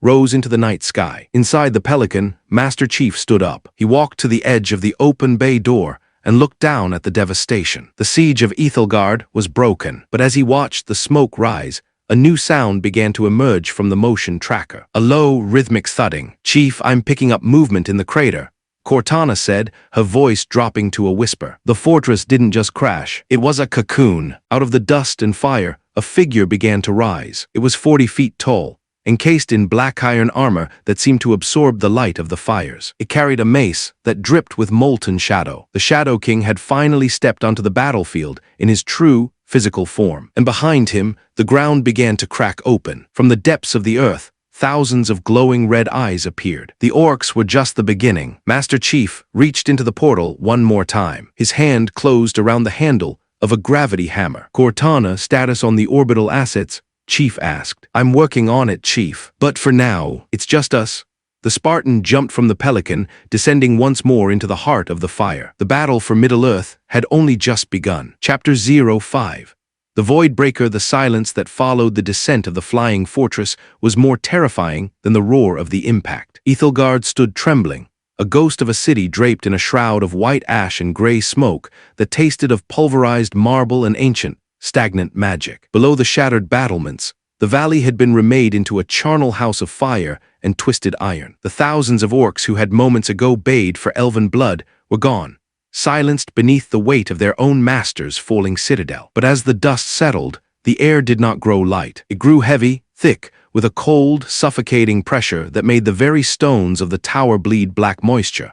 A necrotic dew that hissed as it touched the ground. From the heart of the smoldering crater, a sound emerged that defied the laws of the living. It was the sound of a mountain cracking, the tectonic grinding of iron against ancient, ossified bone. Lord Ilarion, watching from the high courtyard, felt a dread so profound it threatened to stop his heart. It was the Apanu, the terror of the void that no elven song could ever fully capture. He saw a hand, 40 feet across and encased in jagged, midnight black plate, crest the lip of the crater. The metal was not merely forged. It was wrought from the spite of the stars, reflecting no light, only consuming it. Then came another hand. Slowly, with a weight that made the earth scream, the Shadow King rose. He was no longer a flicker of shadow or a haunting voice in the mind. He was a titan of iron and malice, 40 feet of articulated shadow steel, his helm a crown of frozen, violet fire that flickered with the rhythm of a dying heart. In his right hand, he trailed a mace of black iron that hissed as it touched the earth, leaving trails of molten shadow in its wake, liquid darkness that ate the very soil it touched. Behind him, the earth did not merely crack, it split open like a festering wound. From the lightless depths of the void, his true children crawled forth. These were the Valorokar of a forgotten age, Balrogs bound in monstrous, shifting forms of flame and soot. Their whips of fire licked the freezing rain, turning the air into scalding steam, their eyes glowing with the prehistoric heat of the Earth's core. "Chief," Cortana's voice was a sharp, clinical blade through the fog of dread. Her avatar pulsed a frantic, warning red on his HUD. "I am picking up multiple classa biological threats. These aren't foot soldiers. They're high-density, energy-based entities bound to physical shells. My sensors are redlining. The localized gravity is fluctuating. The Shadow King is pouring everything he has into this plane to anchor himself. If we don't stop them here, Ethelgard won't just fall. It will be erased from the map. It's an extinction-level event, John." Master Chief stood at the very edge of the precipice, his Mjolnir armor silhouetted against the raging fires below. He looked down at the army of gods and demons as if he were looking at a simple tactical map, his mind operating in Spartan time, a state of heightened perception where the falling ash seemed to hang stationary in the air. His energy shields rippled, shedding the falling soot in bright azure sparks. He did not ask for a plan. He did not ask for hope. He merely checked his suit's internal chronometer and adjusted his grip. "Cortana, clear the storage racks," Chief said, his voice a steady, low-frequency rumble. "I want the S7 sniper and the stalker rifle. And spool the Banshees. I want the air covered." "No leaks," understood Chief, opening the slipspace matrix to maximum throughput. "The storage portal is now slaved to your motion. Anything you reach for, I'll have ready. Let's show them that immortal is just another word for untested." The blue holographic portal behind the Spartan didn't just flare. It expanded into a massive, shimmering curtain of hard light that followed him as he stepped off the battlements. He didn't climb down. He fell. Gravity claimed his half-ton mass, pulling him toward the burning valley like a spear of the gods. Mid-fall, as the wind screamed past his visor, he reached into the portal. His gauntlet closed around the cold, long barrel of the S7 sniper rifle. In the 2 seconds of his descent, Chief fired 4 times. The 14, 5mm fin-stabilized rounds streaked through the air with a kinetic energy that tore the sound barrier apart, the cracks echoing like thunder over the plains. Each shot struck the crown of a rising Balrog. The explosive, armor-piercing rounds didn't just pierce their shadow forms. They disrupted the metaphysical energy binding them to the physical world. 4 ancient horrors detonated in pillars of white-hot fire and shadow matter, before the Chief's boots even touched the ground. He slammed into the earth at the edge of the crater, his thrusters barking in a series of microbursts to absorb the impact. The shockwave of his landing sent a ring of pulverized stone and fire outward, clearing a 50-foot space amidst the crawling shadows. He discarded the sniper rifle into the portal, and in the same motion, pulled out the VK-78 Commando. The Void Children swarmed. They moved with a terrifying, liquid speed, their whips of fire snapping toward the Spartan. Chief was a blur of olive-drab titanium. He engaged his thrusters, sidestepping a lash of flame that turned the stone behind him into liquid magma. He fired the Commando in short, controlled bursts, aiming for the glowing cores visible through the gaps in their shadow hide. Each hit was a wet, hissing explosion of ichor and dark energy. He moved with the mathematical grace of a machine, never wasting a bullet, never taking an unnecessary step. "He's ignoring the pawns, Chief," Cortana warned, her avatar flashing a warning yellow. "The Shadow King is closing in. He's charging his mace. He's trying to pin you down with a localized gravity collapse." "Jump!" The massive iron titan loomed over the Spartan, his shadow stretching across the entire crater, eclipsing the fires. The Shadow King raised his mace, and the air around it began to warp and distort. A low, vibrating hum shook the very atoms of the valley. It was a psychic and physical weight combined, the will of the eye, a command for all things to kneel and be broken. Chief felt his armor groan. The Mjolnir servomotors whined as they fought against the artificial gravity, his power levels dipping as the suit diverted energy to the structural integrity fields. The Shadow King leaned down, his voice a thunderous growl that vibrated through the Spartan's chest cavity. "You are a gnat," the Shadow King roared, the sound blasting through the air like a physical gale, a curious toy of metal and glass. "Do you think your little fires can stop the hunger of the void? I was here when the first stars were cold. I will be house when your world is ash." Master Chief looked up into the helm of frozen fire. His iron will was a diamond wall, unyielding, cold, and reinforced by the memory of 100 campaigns. He had looked into the eyes of the Gravemind and didn't blink. A king of ghosts held no sway here. "I've heard it all before," Chief said. He reached into the portal and pulled out the disruptor. He fired a single shot into the ground at the Shadow King's feet. The high-frequency electrical purge didn't hurt the Titan, but it interfered with the gravity field, creating a pocket of electromagnetic interference. For a split second, the pressure eased. Chief acted. He didn't retreat. He sprinted toward the Titan's massive iron leg. He swapped the pistol for the cinder shot, firing point-blank into the knee joint. The hard light projectiles exploded in a series of miniature black holes, pulling the midnight black plate apart with a sound like shrieking metal. The Titan roared, a sound that shattered the remaining windows in Ethelgard miles away, and stumbled, his massive mace swinging wide. "Cortana, air support." "Now," Chief commanded. From the shimmering blue rift above, 4 Banshees screamed into the sky. Their twin plasma cannons rained down bolts of superheated green energy, strafing the Balrogs and the rising void horde. The alien craft banked and twisted with a predatory grace,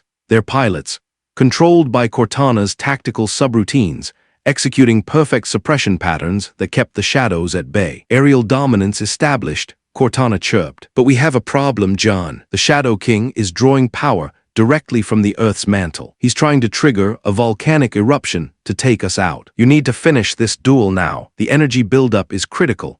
The Shadow King swung his mace in a massive horizontal arc. Chief engaged his thrusters, launching himself 50 feet into the air. The mace passed beneath him, the sheer wind of its passage throwing him off balance. As he reached the apex of his jump, silhouetted against the waning moon, he reached into the portal and pulled out the gravity hammer. The weapon glowed with a furious, pulsating blue light, the internal generator screaming at maximum output. Chief brought it down with both hands as he fell. The hammer struck the Shadow King's shoulder plate. The resulting kinetic explosion was so immense it cleared the clouds for 5 miles. A dome of blue-white energy expanded from the point of impact, throwing the Titan backward and crushing the earth beneath him into a bowl of glass. The shadow iron cracked, a jagged fissure opening across the Titan's chest. But the Shadow King was not dead. He caught himself, his mace smashing into the ground to steady his mass. He looked at the Spartan, and for the first time, there was something other than malice in his burning eyes. There was recognition. There was fear. You are not a man," the Titan hissed, his voice cracking like breaking stone. "You are a weapon, a soulless thing of war. What god would dare forge you?" Chief didn't respond. He discarded the hammer and pulled out the M41 SBNKR. He had both tubes loaded with high explosive, tracking rockets. Cortana, target the fissure in his chest. Overload the core. Locked and loaded, Chief. Fire when ready. And this, Chief pulled the trigger. The rockets streaked across the short distance, entering the crack in the Shadow King's armor. The detonation was contained within the Titan's own shell. A muffled, hollow boom echoed through the crater, followed by a gout of blinding white light that erupted from the Titan's visor. The Shadow King let out a final, world-shaking cry, a sound of mourning for a lost age, and collapsed. As he fell, his massive iron form began to dissolve into black smoke, his essence retreating back into the darkness from which it came. The Balrogs screeched, their master's defeat shattering the spell that bound them. They began to flicker and fade, their forms losing cohesion until they were nothing but wisps of soot in the rain. Master Chief stood in the center of the smoking ruin, his armor covered in ash and ichor. He lowered the rocket launcher and looked toward the horizon. The storm was breaking. A pale, weak sun was beginning to rise over the mountains to the west, casting a long, green shadow across the valley. Lord Ilarion descended from the tower, his robes fluttering in the wind. He walked through the graveyard of giants, his eyes fixed on the green warrior. He stopped 10 paces away and knelt, his head bowed. "The prophecy did not speak of you," Ilarion said, his voice thick with emotion. "It spoke of a king. But you are more than a king. You are the shield of the world. You are the light the darkness could not swallow." Chief looked at the elven lord, then at the golden visor reflecting the rising sun. He thought of the thousands of lives saved, and the thousands more still in danger. "I'm just a soldier," Chief said. "I have a job to do." "Chief," Cortana's voice whispered in his ear, her tone uncharacteristically soft. "I'm picking up a new signal. It's faint, but it's familiar. It's not from this world. It's a UNSC emergency frequency. Long range, encryption code, Sierra 117. Chief straightened his posture. The battle for Ethelgard was over, but the war was far from won. "Where is it coming from?" Chief asked. "Further east," Cortana replied, her avatar appearing on his HUD, pointing toward the dark, jagged peaks of Mordor. "Deep in the shadows. It sounds like a distress call from an Infinity-class lifeboat." "John, we're not the only ones who fell through that tier." Master Chief reached into the portal and pulled out an MA-40 assault rifle. He checked the magazine and slapped it home with a sharp, metallic click that echoed across the silent valley. "Let's move out," Chief said. He began to walk, his heavy boots thudding against the earth as he headed toward the heart of the darkness. Behind him, the people of Ethelgard watched in silence as their savior disappeared into the mists of the new day. The star-forged knight was going to finish the fight. Chapter 06. The Ashwalkers. The morning that dawned over the ruined towers of Ethelgard was not a morning of gold and hope, but a transition into a cold, clinical gray. The fires of the fallen flying fortress had settled into glowing beds of white ash, and the freezing rain had turned into a thick, clinging mist that tasted of copper and burnt stone. Lord Ilarion stood upon the shattered remains of the grand staircase, his blood-stained robes heavy with the dampness of the new day. He watched the star-forged knight, the warrior known as the Chief, as he stood perfectly still at the edge of the crater. The golden visor reflected the pale sun, a blind, unblinking eye that saw through the mists of Middle-earth into a reality Ilarion could barely conceive. Within the Spartan's helmet, the silence was absolute, broken only by the rhythmic hum of the Mjolnir life support systems. Then the silence broke. Chief Cortana's voice hummed, a soft ripple of static against the stillness. The signal is becoming clearer. It is definitely a UNSC emergency beacon, broad spectrum, repeating on an encoded loop. It is a lifeboat from the infinity, but there is a secondary signature overlapping it, a jagged frequency. Something is trying to mask the transmission with a localized gravitational distortion. It's located roughly 40 miles to the east, deep within the Lithui foothills. The geography there is. Well, Tolkien was being literal when he called them the Mountains of Ash. It's a geothermic nightmare. Master Chief didn't move. He was running a diagnostic. The Mjolnir Mark VI armor had sustained 0 structural damage, its energy shields already recharged to full capacity. His motion tracker was clear for a radius of 200 meters, but the atmospheric interference from the Shadow King's death throes was making long-range pulse scans difficult. Negative on the extraction, Chief said, his voice a low vibration in the sealed environment. If there are survivors, we move now. We don't wait for the mist to clear. Ilarion stepped forward, his boots crunching on the pulverized marble. My lord, he began, his voice rasping from the nights of chanting. The road to the east is not a road for the living. It is the path to the Morgul Vale, a place where the air itself is a poison and the shadows have teeth. The Shadow King may have fallen in this place, but his master, the Great Eye, will not suffer an intruder in his own domain. You head toward a furnace. Chief turned his head slightly, the golden visor fixing on the elven lord. The contrast was stark. The ancient, ethereal grace of the First Age meeting the cold, hard vacuum utility of the 26th century. I've dealt with great eyes before, he said, his voice flat and devoid of any boast. We're leaving. Ilarion bowed his head, sensing the immovable will behind the titanium. Then may the valor protect you, for the earth beneath your feet will surely try to betray you. Chief tapped a command into his wrist gauntlet. Behind him, the blue holographic portal ripped open once more, a jagged, violent tear in the gray mist. The hard light edges screamed as they pushed back the fog. Instead of a tank or a heavy dropship, a sleek, two-wheeled vehicle slid out of the void. An M292 mongoose. Its heavy-duty tires gripped the broken stone, its internal combustion engine purring with a low, industrial growl that sounded like a mechanical snarl directed at the silent valley. Chief vaulted onto the seat, his half-ton mass settling onto the vehicle with a metallic thud that compressed the shocks to their limit. He didn't look back. He twisted the throttle, and the mongoose roared to life, kicking up a rooster-tail spray of white ash as it hurtled down the ruined ramp of the citadel and out into the desolate, blackened plains beyond. The ride across the wastes was a journey through a living nightmare. The further east they traveled, the more the land seemed to have been systematically murdered. The green fields of the Mark were replaced by a scorched, blistered heath. Trees became jagged, blackened skeletons reaching like claws for a sky that offered no light. The rivers were no longer water, but choked channels of gray silt and volcanic sludge. The sky grew darker, the sun a pale, sickly disk behind a permanent shroud of sulfurous smoke. Chief, Cortana spoke up after 2 hours of punishing terrain. I'm picking up movement on the ridges. Multiple contacts, not orcs, the gate is wrong. Thermal signatures indicate cold-blooded physiology,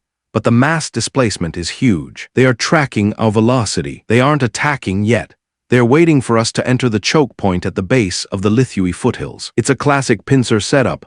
I see them, Chief replied. He adjusted his grip, steering the mongoose through a field of jagged obsidian shards with one hand. His HUD highlighted the threats. Massive, six-legged reptilian constructs, their hides plated in the same crude, black iron as the fallen fortress. These were the watchers of the Lithui, ancient beasts of the dark places, corrupted and augmented by the Shadow King's master to act as a living, breathing perimeter. Chief, the signal just spiked. It's a distress burst. Cortana's voice grew urgent. The lifeboat is just over the next ridge, but the distortion is reaching critical levels. They're using a sorcerous dampener, a gravity well, to try and crush the pod like a soda can. If we don't get there in 5 minutes, the hull will implode and the survivors with it. Chief didn't slow down. He pinned the throttle. The mongoose hit a jagged rock formation, leaping 20 feet into the air. Mid-flight, Chief reached into the infinite storage portal that followed his movement like a loyal, shimmering shadow. He pulled out the VK-78 commando. He landed hard, the mongoose's suspension groaning as it bottomed out, and he opened fire without letting go of the steering. Short, 3-round bursts of 6, 5mm armor-piercing ammunition caught the lead reptilian watcher in its central, glowing eye. The beast's head exploded in a spray of black ichor and gearwork, its massive body tumbling down the slope into the path of its packmates. The mongoose roared into the Valley of Bones. The valley was a natural amphitheater of jagged gray stone, littered with the skeletal remains of dragons and giants from an earlier age. In the center, partially buried in the drifts of volcanic ash, sat the Unsk lifeboat. It was scorched, its white plating blackened by the friction of re-entry and the corrosive touch of dark magic. Surrounding it was a circle of 12 black iron monoliths, each glowing with a rhythmic, pulsating purple light that made the air hum with a sickening frequency. The air around the pod was visibly warping, the titanium hull beginning to buckle and shriek under the invisible, crushing pressure. Standing atop the pod was a figure that made even the air feel heavy. It was a nameless thing, a creature from the deep places of the world, a mass of pale tentacles and gnashing, concentric maws, its very existence an affront to the light. It was the jailer of the survivors, an ancient horror summoned to extract the fire from the alien machine. Chief, Cortana's voice was a sharp edge in his mind. The gravity well is being generated by those monoliths. It's a resonant frequency. You have to destroy them to save the pod. But the jailer is drawing power directly from the pod's own emergency reactor. It's a parasitic feedback loop. If the jailer dies too slowly, it'll take the reactor with it. Chief skidded the mongoose to a halt, the tires screaming against the dry bone and ash. He vaulted from the vehicle before it had even stopped moving, his hand reaching into the portal in a fluid, practiced motion. He didn't pull out a rifle. He pulled out the gravity hammer. The weapon hummed, its blue energy blades crackling with a furious, pulsating light that cut through the purple gloom of the valley like a beacon. Chief sprinted toward the first monolith. A tentacle from the nameless thing lashed out, a whip of pale, translucent flesh that could have crushed a scorpion tank. Chief didn't dodge. He pivoted and swung the hammer. The kinetic explosion of the hammer strike met the tentacle midair. The flesh didn't just tear. It vaporized in a gout of blue fire, and the resulting shockwave sent the beast reeling back, its maws shrieking in a frequency that shattered the nearby dragon bones. Chief continued his charge, his thrusters firing in short, violent bursts to keep his momentum against the heavy gravity. He reached the first monolith and brought the hammer down with the full force of his augmentations. The black stone didn't just break. It shattered into 1,000 shards of obsidian glass. The purple light vanished, and the groaning pressure on the lifeboat eased by a visible fraction. 1 downed, 11 to go, Chief muttered. The nameless thing let out a shriek that was not a sound, but a psychic assault of pure, unadulterated madness. It was the scream of the void, the sound of a mind being torn apart by the weight of eternal dark. To a normal man, it would have been an instant lobotomy. Master Chief's iron will register the attack as a minor sensor glitch, a flicker of static on his HUD. He didn't even slow his pace. Negative contact on the psychic front, Chief said. Cortana, give me the cinder shot.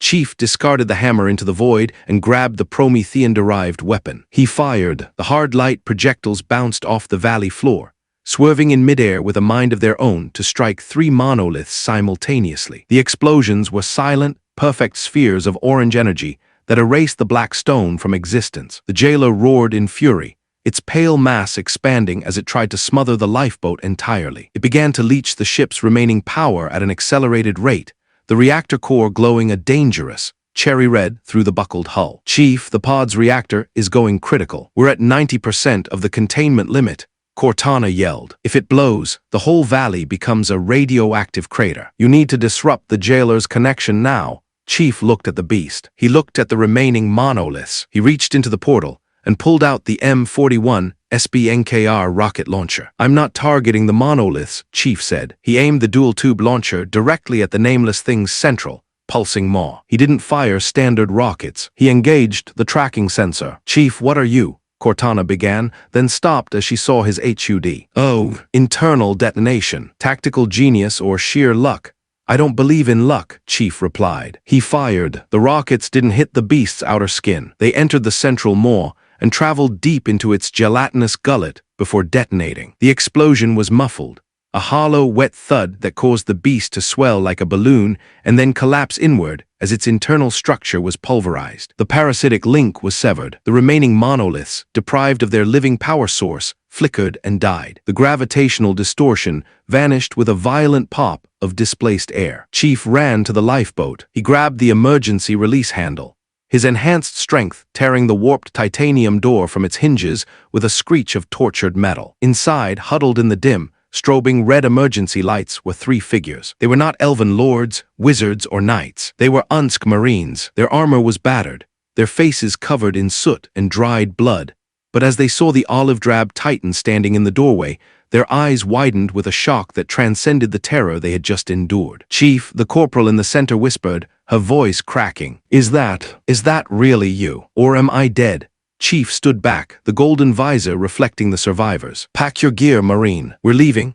"Leaving?" the corporal asked, looking out at the valley of bones and the dark, smoking mountains of ash. "Sir, where the hell are we? This isn't Zeta Halo." Chief looked up at the black sky, where the storm clouds of Mordor were beginning to gather once more, lit from beneath by the rhythmic, hellish glow of Mount Doom. "Middle-earth," Chief said, "and the mission has changed." "Chief," Cortana's voice hummed, her avatar appearing on the HUD, her expression grim. "I've finished the long-range scan. The Great Eye isn't just watching us anymore. It's moving. I'm picking up a massive thermal signature at the base of the Black Gate. Thousands of Urukai, but they aren't marching. They're building a transmitter." "A transmitter?" Chief asked. "They aren't trying to fight us anymore, John."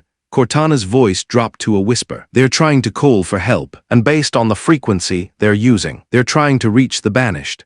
Chief reached into the portal and pulled out a fresh MA-40 assault rifle. He slapped a magazine into the receiver with a sharp, metallic click that echoed across the silent valley. "Then we have to get there first," Chief said. He turned to the Marines. "Can you walk?" The corporal stood up, her jaw set, her hand going to the sidearm at her hip with the muscle memory of 100 battles. "Sir, yes, sir. We can run if we have to." "Where to?" Chief pointed his rifle toward the dark horizon, where the fires of the east burned with an unholy, hungry light. "We're going to the Black Gate," Chief said, "and we're going to finish the fight." The chapter ended not with a victory, but with the sound of a Spartan's boots hitting the dry earth, leading a new kind of army into the heart of the darkness. The Star-forged knight had found his people, and the Shadow King's master was about to learn that some soldiers never stay dead, and some wars never truly end. Chapter 07. The obsidian spear, the iron-gray plains of the Gorgoroth border, did not offer the mercy of a breeze. Instead, a heavy, stagnant heat rose from the cracked earth, carrying the suffocating stench of sulfur and ancient, unwashed malice. Master Chief stood atop a jagged outcrop of obsidian, his olive-drab Mjolnir armor coated in a fine, abrasive layer of volcanic ash. Beside him, the three Marines he had pulled from the wreckage of the Infinity lifeboat checked their gear with the frantic, disciplined efficiency of soldiers who knew they were breathing on borrowed time. Corporal Miller, her face a mask of soot and determination, slapped a fresh magazine into her sidekick, her eyes never leaving the shimmering heat haze of the horizon. They were small in the face of this land, but they were not alone. "Chief, I've refined the telemetry on that transmitter."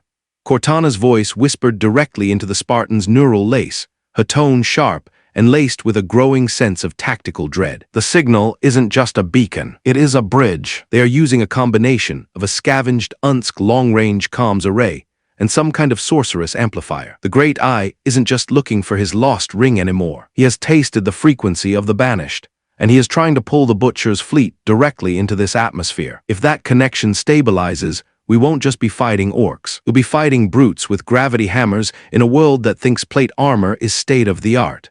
Master Chief didn't respond with words. He adjusted the zoom on his golden visor, scanning the valley below. The Black Gate loomed in the distance, the Moranen, a pair of monolithic iron doors that looked like the jagged teeth of a starving god. But it was the structure being raised before the gate that held his focus. A spire of black iron and pulsing purple crystal, draped in the ragged banners of the lidless eye. At its peak, a dish of titanium alloy, unmistakably Unsk in origin, turned slowly, catching the dying light of the setting sun like a predatory eye. "Negative on the orbital delay," Chief said, his voice a low, rhythmic growl. "We can't wait for them to finish that spire. Marines, load up."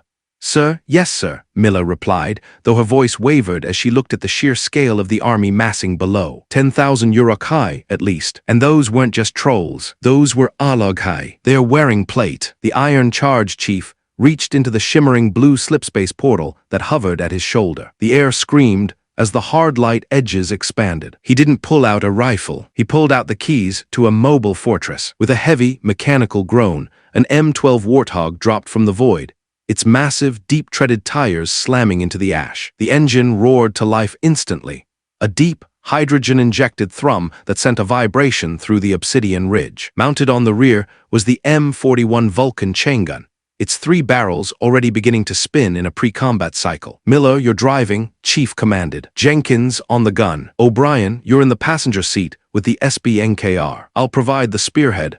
The Marines didn't hesitate. They scrambled into the vehicle, the familiar smell of toasted leather and high-grade coolant giving them a momentary, desperate sense of home. As they pulled away, the Warthog's tires kicked up a plume of black dust that stood out like a flare against the gray wastes. The descent into the valley was a journey into the mouth of hell. The further they dropped from the ridge, the more the air began to thicken with a psychic weight. The Great Eye was no longer a distant observer. It was a physical presence, a burning, lidless window into a furnace that turned the sky a bruised, angry red. "Chief, he's focusing on us," Cortana warned, her avatar flickering a cautionary orange on the HUD. "The mental pressure is spiking. It's like he's trying to peel back the layers of your mind. He's looking for the Spartan program. He's looking for the fear." The assault hit the Master Chief like a physical blow. A wave of freezing, oily shadows swept over his consciousness. He saw the faces of the fallen, Sam, Jorge, the billions of lives extinguished on reach. He heard the whispers of the Gravemind, promising him a quiet grave. He felt the crushing loneliness of a warrior who had outlived his era. Master Chief's iron will flared. Behind the golden visor, his pulse didn't skip a single beat. He processed the grief as data, the fear as a sensor anomaly, and the loneliness as a tactical reality. He didn't fight the shadows. He simply stepped through them, his focus remaining locked on the black spire. "Negative contact," Chief said, his voice flat and unyielding. "Keep the Warthog moving."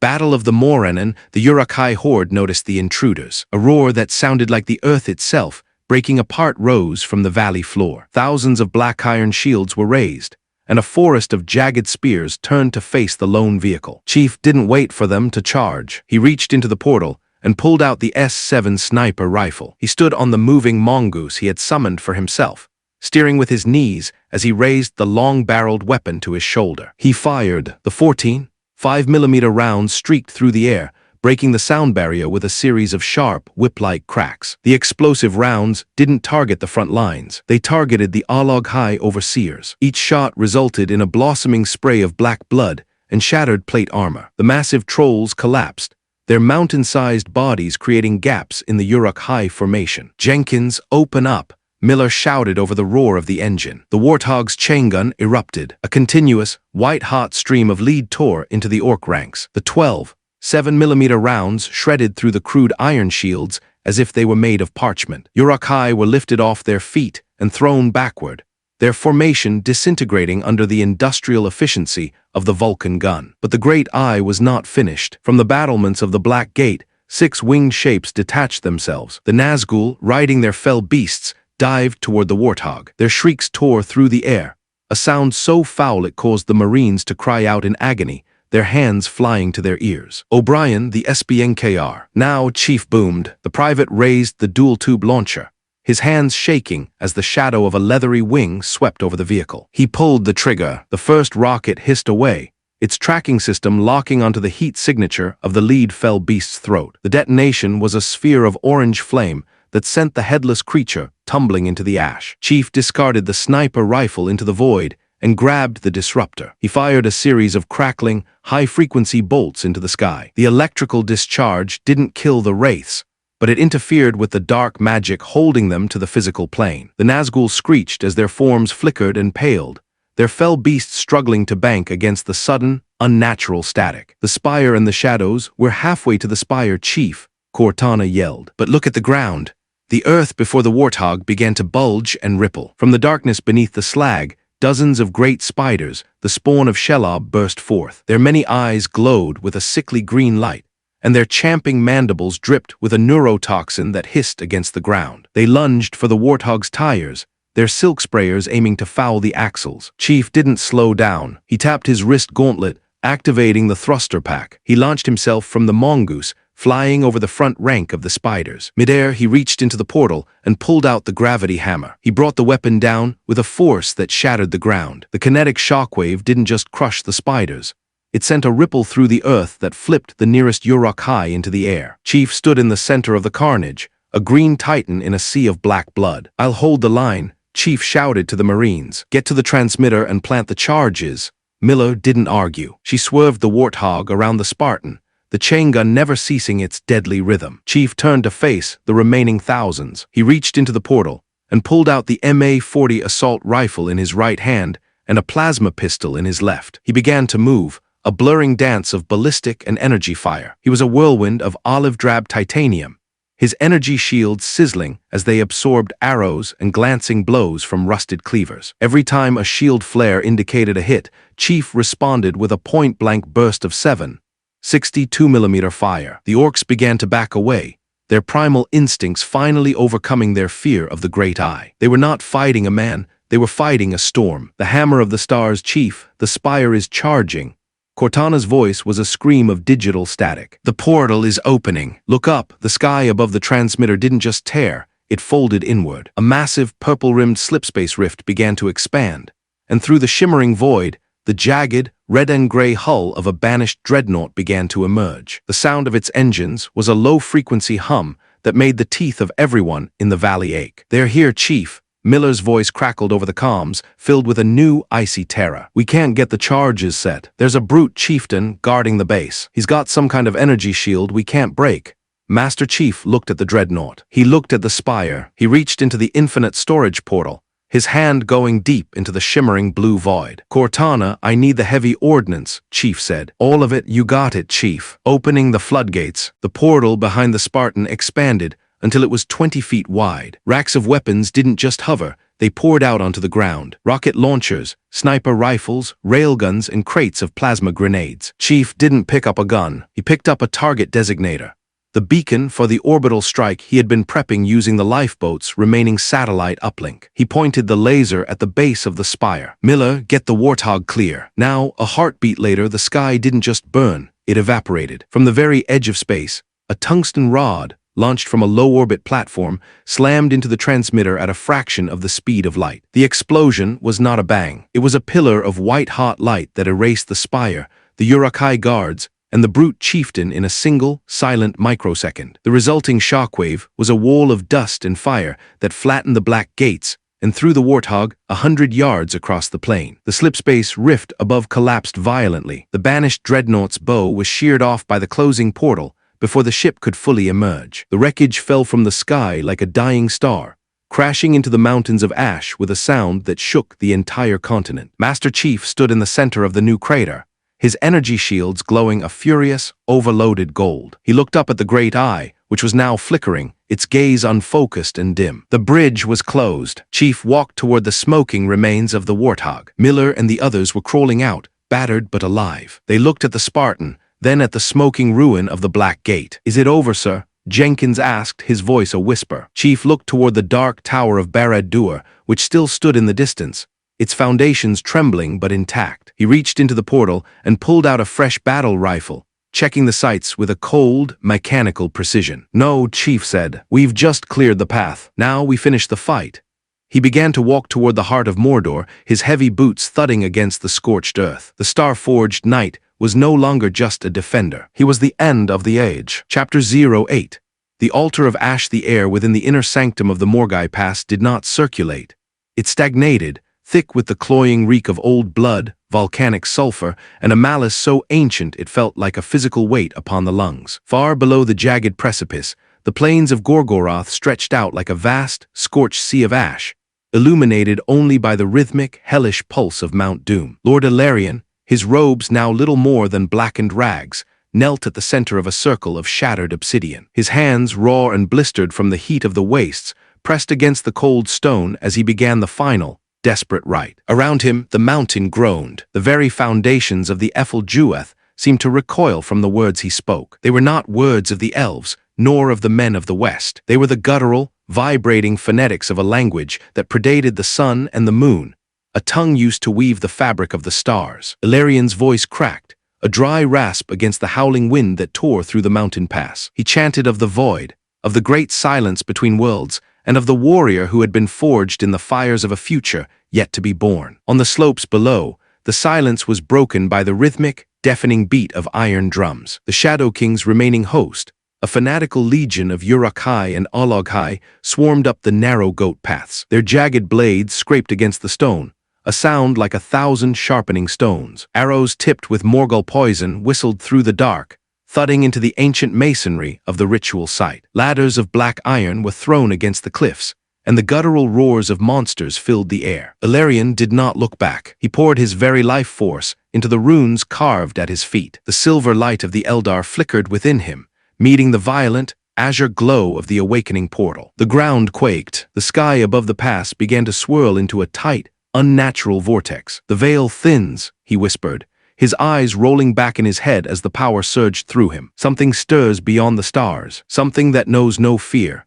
The descent of the Starforged, the night sky over Mordor, did not merely part, it shattered. A holographic rupture, jagged and precise, ripped through the clouds of ash. Edged in blinding blue hardlight, the portal hummed with a sound like a dying sun. For a heartbeat, the entire valley was bathed in a light so pure, it turned the shadows of the orcs into long, screaming needles of blackness. From the heart of the rift, the armory of the infinite began to spill forth. Racks of MA-40 assault rifles, cold and gray, materialized in the air. M41, SBNKR rocket launchers, and S7 sniper rifles hovered in the slipspace wake, their metallic surfaces reflecting the hellish glow of the volcano. Then the Spartan descended. Master Chief did not fall, he arrived. He hit the obsidian floor of the ritual circle with the force of a falling star. The shockwave of his impact sent a ring of pulverized stone outward, knocking the advancing Uruk-hai off the cliff edges like autumn leaves in a gale. He rose from a crouch, his Mjolnir Mark VI armor gleaming with a hyperrealistic, olive-drab sheen. The titanium plating was scarred by 1,000 battles, yet it looked invincible against the crude iron of Middle-earth. His golden visor, a perfect, unblinking mirror, caught the fires of Mount Doom. Azure energy shields rippled and hummed across his frame, shedding the falling ash in tiny, sizzling bursts of static. Within the helmet, the familiar, sharp chime of a neural link resonated. "Slipspace anomaly confirmed, Chief," Cortana said. Her voice was a comforting blade of logic in the chaotic dark. "Infinite storage is synced. We are at the heart of the enemy's domain. Hostiles are massing on all vectors. Multiple heavy thermal signatures detected. They've brought the big ones." Chief didn't move his head. He let the HUD scan the environment. Motion trackers bloomed with red contacts. He stood as a dynamic monument of war, his thrusters flaring briefly to stabilize his weight on the crumbling stone. "The iron will VS." The great eye suddenly, the atmosphere grew heavy, and a cold, oily dread swept over the pass. The great eye, sensing the intruder at the very throat of his kingdom, focused his full, lidless malice upon the mountain. A psychic assault of unimaginable power slammed into the ritual site. It was a wave of pure nihilism, an invitation to despair that would have turned a mortal man's heart to stone. To Ilarion, it felt like the world was ending in shadow. Master Chief stood motionless. Behind the visor, his iron will activated, a mental bulkhead forged in the brutal discipline of the Spartan program. The shadows of the Dark Lord found no purchase in a mind dedicated only to the mission. The illusions of fallen comrades and the whispers of a dead world shattered against his resolve like waves against a cliff of diamond. "Negative contact," Chief said, his voice a low, gravelly rasp that cut through the psychic static. Lord Ilarion looked up, gasping for breath, his eyes wide with a religious awe. "By the valor," he breathed, "a star-forged knight, a lord of the void." Engagement. The pass of Gorgoroth, the Uruk-hai, driven by the frantic will of their master, threw themselves forward. They swarmed over the ritual battlements, their jagged scimitars raised high. Chief didn't hesitate. He reached back into the shimmering blue portal that followed his every move. His gauntlet closed around the textured grip of an MA-40 assault rifle. He brought the weapon up in a fluid, mechanical blur, the stock snapping into his shoulder. The silence of the mountain was obliterated by the rhythmic, percussive roar of 7.62mm fire. The muzzle flash strobed against the dark stone, illuminating the frantic faces of the orcs as they were torn apart. The rounds did not merely pierce. They shredded, carrying a kinetic energy that primitive plate armor could not hope to stop. Chief moved with the grace of a predatory cat, his movements economical and terrifyingly fast. He swept the rifle across the front rank, turning the bottleneck of the pass into a charnel house of black blood and pulverized iron. Cortana, deploy cover. Chief commanded as a volley of black-fletched arrows arched toward them. Understood. Deploying watchtower.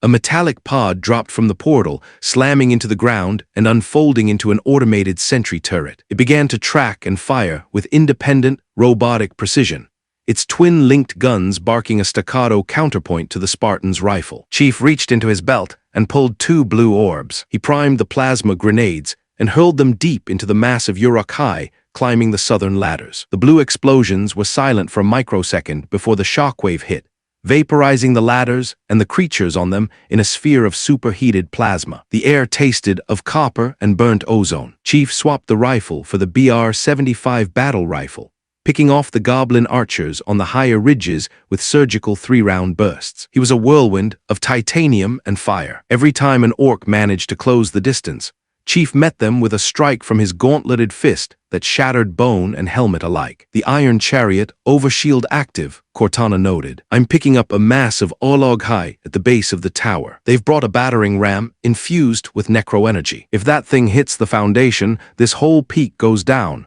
Chief looked at the cliff edge. I'm taking the Warthog. He stepped back toward the portal. The blue light flared, and a Warthog M12 light reconnaissance vehicle dropped into the courtyard, its hydrogen-injected engine growling like a caged beast. Chief vaulted into the driver's seat, his hands gripping the wheel with a strength that would have crushed iron. He didn't use the stairs. He drove the vehicle straight off the edge of the ritual battlements. The Warthog soared through the air, its heavy tires spinning as it plummeted 50 feet onto the lower slope. It hit the ash with a bone-shaking thud, the advanced suspension absorbing the impact effortlessly. Chief didn't stop. He accelerated, the tires kicking up a massive plume of black dust as he barreled into the flank of the Olog-hai Legion. The Olog-hai, massive trolls bred for war, stood 10 feet tall and were encased in plate armor as thick as a man's thumb. They roared, raising their stone hammers. Chief swerved, the Warthog's weight and momentum turning the vehicle into a 3-ton projectile. He smashed through the first line of trolls, the impact sounding like a mountain collapsing. He drifted the vehicle in a wide, spraying arc, then vaulted into the rear gunner's seat. He gripped the dual handles of the M41 Vulcan chain gun and opened fire. The sound was a continuous, vibrating drone that drowned out the world. A stream of white-hot lead poured from the rotating barrels, striking the armored trolls with the force of 1,000 hammers. The necroenergy shields on the trolls' battering ram flickered and failed as the 12 7mm rounds shredded the stone and the flesh behind it. One by one, the giants fell, their bodies becoming mounds of gray meat in the ash. Plasma weapons are optimal against those glowing shields, Chief, Cortana reminded him. I know, Chief replied. He holstered the chain gun and reached into the storage portal, pulling a plasma pistol. He overcharged the weapon, the green energy hissing and spitting between his fingers. He fired a bolt of superheated gas that struck the central Olog-hai captain, collapsing its magical defenses in a brilliant emerald flare. Before the beast could recover, Chief pulled a VK-78 commando and put a single round through its eye. Escalation. The Scorpion's sting the battle for the pass was reaching a fever pitch. From the darkness of the lower valley, a massive, mechanical shadow began to move. The Shadow King had unleashed his final weapon, a black iron tank, a crude but lethal imitation of the Spartans' own technology, salvaged from the wrecks of the previous battles and infused with dark sorcery. Its long, jagged barrel began to rotate toward the ritual tower. Chief looked up at the peak where Ilarion still stood, a small, fragile light in the encroaching dark. He reached into the portal and felt his hand close around the cold, heavy handle of the M41 SBNKR. Cortana, I need a Scorpion of our own. The real one? The slipspace portal expanded to its absolute limit, the blue hard light edges screaming with the strain of the mass displacement. Slowly, imposing, and utterly devastating, an M808 Scorpion main battle tank rolled out of the void. Its massive treads crushed the volcanic rock into dust. Chief climbed onto the chassis, his energy shields glowing a furious gold as the first shell from the enemy tank struck the ground nearby. He slid into the hatch, his neural interface locking with the tank's targeting computer. The golden visor displayed a perfect firing solution. Finish the fight, Chief muttered. He squeezed the trigger. The 90mm cannon fired with a roar that shook the very foundations of Mordor. The shells streaked through the air, a line of fire that struck the black iron tank directly in its sorcerous core. The resulting explosion was a pillar of white and purple flame that illuminated the entire horizon, silhouetting the dark tower of Barad-dûr against the night. The shockwave knocked the remaining Uruk-hai to their knees. The drums fell silent. The horde began to waver, their dark courage finally broken by the star-forged knight's relentless, industrial wrath. But as the smoke cleared, the great eye flared with a new, terrifying intensity. The earth began to split open at the base of the mountain, and a deep, rhythmic thudding emerged from the depths. Something even larger was coming, something that had waited in the dark since the beginning of time. Master Chief stood atop his tank, his rifle held across his chest, his golden visor fixed on the widening crack in the earth. He was alone in a world of monsters, a titanium ghost in a land of myth. He checked his ammunition counter. It was infinite. He waited. Chapter 09. The echo of falling stars. The rain did not merely fall upon the ancient citadel of Ethelgard. It hammered against the white stone with the weight of 1,000 years of accumulated sorrow. It was a cold, iron rain, thick with the scent of wet ash and stagnant ozone, seeking to extinguish the last flickering spirits of the West. High atop the shattered spire of the Starforge, a structure whose foundations were laid when the world was young and the stars still sang, Lord Ilarion stood amidst the ruins of his heritage. His silver hair, once a banner of hope that rallied the elven host across the valleys of the north, was now matted with the black, viscous ichor of orcs and the stinging salt of his own tears. The great fortress was groaning. It was a masterpiece of masonry and song that had endured since the dawning of the Second Age.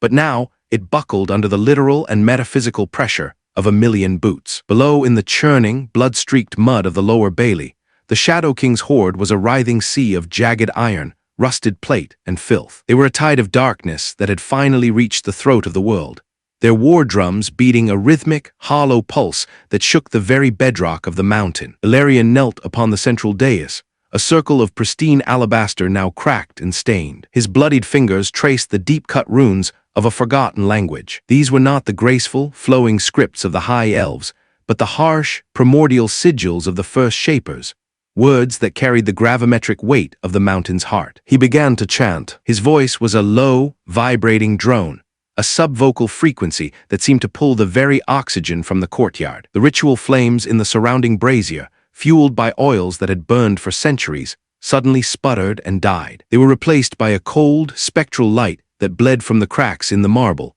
a violent azure that defied the natural spectrum. Around him, the atmosphere began to thicken, the air becoming so sharp with the scent of burning copper and wet stone that it scorched the back of his throat. The horde had breached the ironwood gates, the sound of 400-year-old timber splintering under the weight of mountain trolls, followed by the triumphant, high-pitched shrieks of 1,000 goblins, echoed up the hollow, winding shaft of the tower. Arrows tipped with the necro-venom of the Morgul Vale hissed through the storm like angry hornets, shattering against the stone pillars into clouds of black glass. Ilarion did not flinch. He poured his remaining life force, the very essence of his fe, into the right. His voice rose in a desperate, guttural crescendo that vibrated in the teeth of the dying defenders. The ground beneath him began to tremble. It was not the rhythmic thud of the battering rams, but a fundamental rejection of reality. Space itself was being folded. The veil is thinning, Ilarion whispered, his eyes rolling back to show only the white of the cosmic void. Something stirs beyond the spheres, something forged in a fire that the sun has never known.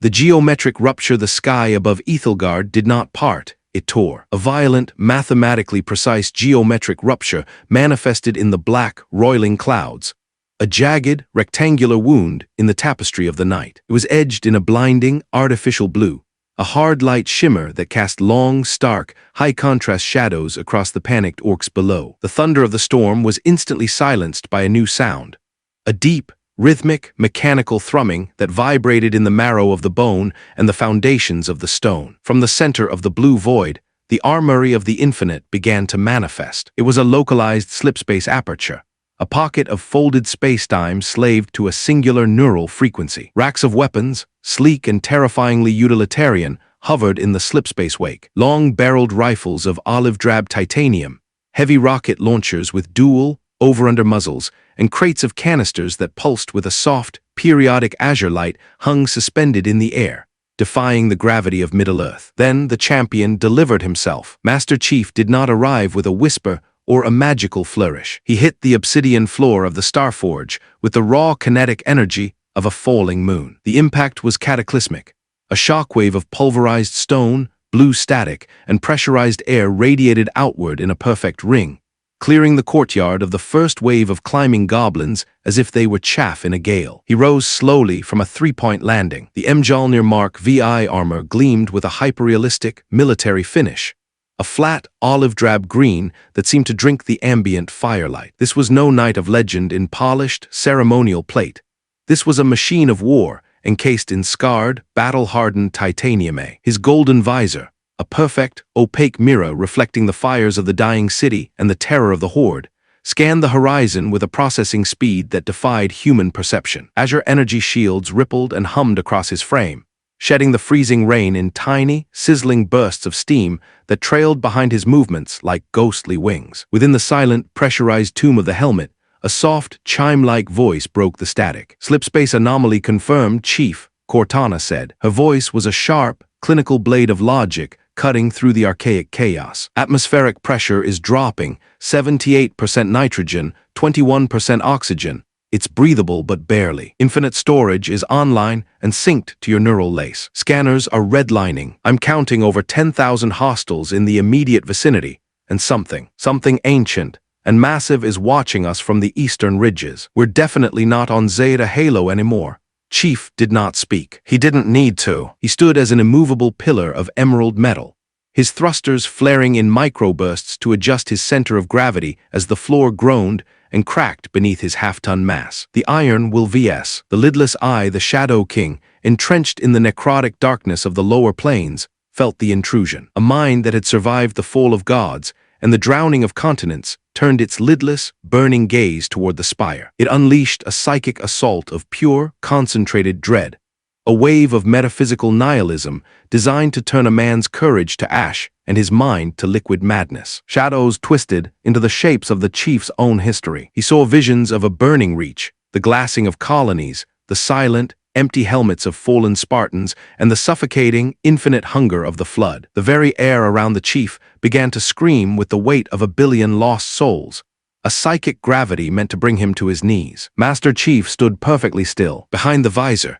his iron will remained an unbreakable diamond wall. This was a man who had been kidnapped at 6, broken, and remade into a weapon, and who had stared into the heart of the Gravemind without flinching. The mental torture of the Dark Lord found no purchase in a mind engineered solely for the mission. The fear was processed as mere data, an environmental hazard to be mitigated. The illusions were dismissed as sensor ghosts. He stood in the center of the psychic storm, his heart rate remaining at a steady, rhythmic 45 beats per minute. "Negative contact," Chief said, his voice a low, gravelly rasp that sounded like grinding tectonic plates. Lord Alarian looked up from the bloodied runes, his breath hitching in his chest. He saw the star-forged knight, saw the way the ancient shadows recoiled from the humming, high-frequency energy of his shields. By the valor, the elven lord breathed, his voice trembling. A star-forged knight, a lord of the void. The prophecy did not speak of the metal, only the fire.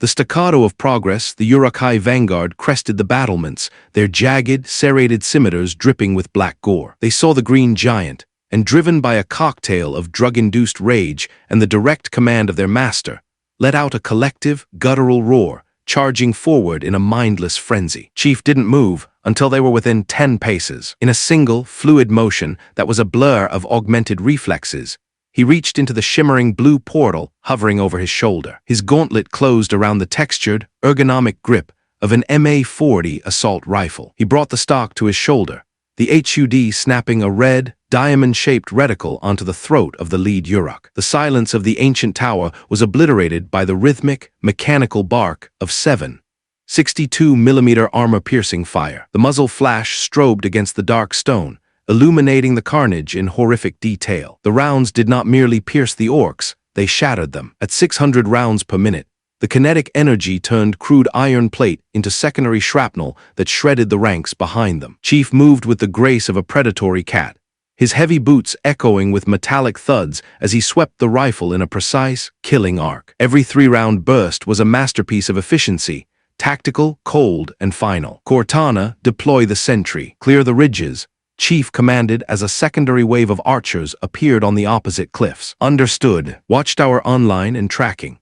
A metallic pod dropped from the slipspace rift, slamming into the stone and unfolding with a series of high-speed mechanical whirs. The watchtower sentry locked its tripod legs into the marble and began to rotate, its twin barrels spitting a continuous, white-hot stream of lead into the darkness. Chief reached to his belt, pulled 2 blue, luminescent orbs, and hurled them with the calculated strength of a titan. The plasma grenades adhered magnetically to the chests of 2 massive mountain trolls who were attempting to batter down the inner sanctum door. The blue explosions were silent for a heartbeat as the plasma primed, then detonated in a sphere of superheated emerald fire. The trolls were vaporized instantly, and the air filled with the sharp tang of ozone and burnt hair. Chief discarded the empty rifle into the portal and pulled out the BR-75 battle rifle. He began to pick off the remaining officers on the far battlements with surgical, long-range precision, his golden visor reflecting the fading fires of the citadel. The descent of the Scorpion overshield is holding at maximum, Cortana noted, her blue avatar flickering on the periphery of his HUD. But the horde is massing at the main gates. They've brought a ram infused with dark sorcery. I'm picking up massive entropic energy. If that gate falls, they'll swarm the keep. Time to escalate, John.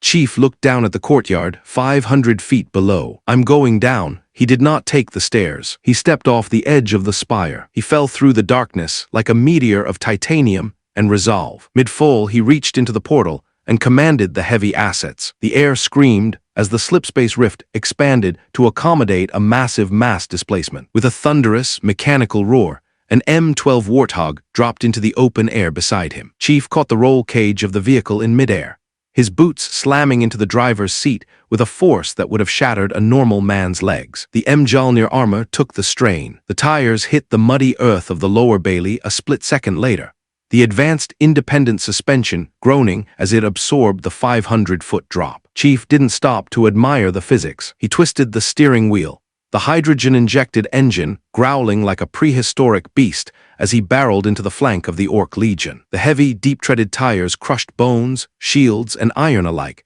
turning the mud into a red and black slurry. He drifted the vehicle in a wide, spraying arc, then vaulted into the rear gunner's seat while the Warthog was still sliding. He gripped the dual handles of the M41 Vulcan chain gun and squeezed the triggers. The sound was a continuous, vibrating drone that drowned out the screams of the dying. A stream of 12, 7mm lead poured from the 3 rotating barrels, striking the armored trolls and the sorceress ram with the force of 1,000 hammers. The dark magic protecting the ram flickered and died as the rounds shredded the very atoms of the enchanted timber. Orcs were reduced to a fine mist. The front line of the Shadow King's army simply evaporated under the industrial wrath of the 26th century. Chief, I'm picking up a mass of heavy thermal signatures at the breach, Cortana warned. They're sending in the Aloghai. Multiple targets, heavy plate. Chief released the chain gun and reached into the storage portal. His gauntlets closed around the cold, heavy handle of the M41 SBNKR. He shouldered the dual-tube launcher and locked the SmartLink onto the lead troll. I've got them, Chief said. The first rocket hissed from the tube, leaving a trail of thick white smoke. It struck the lead troll in the chest, the high-explosive detonation throwing the 10-ton beast backward into its own ranks. Chief didn't wait.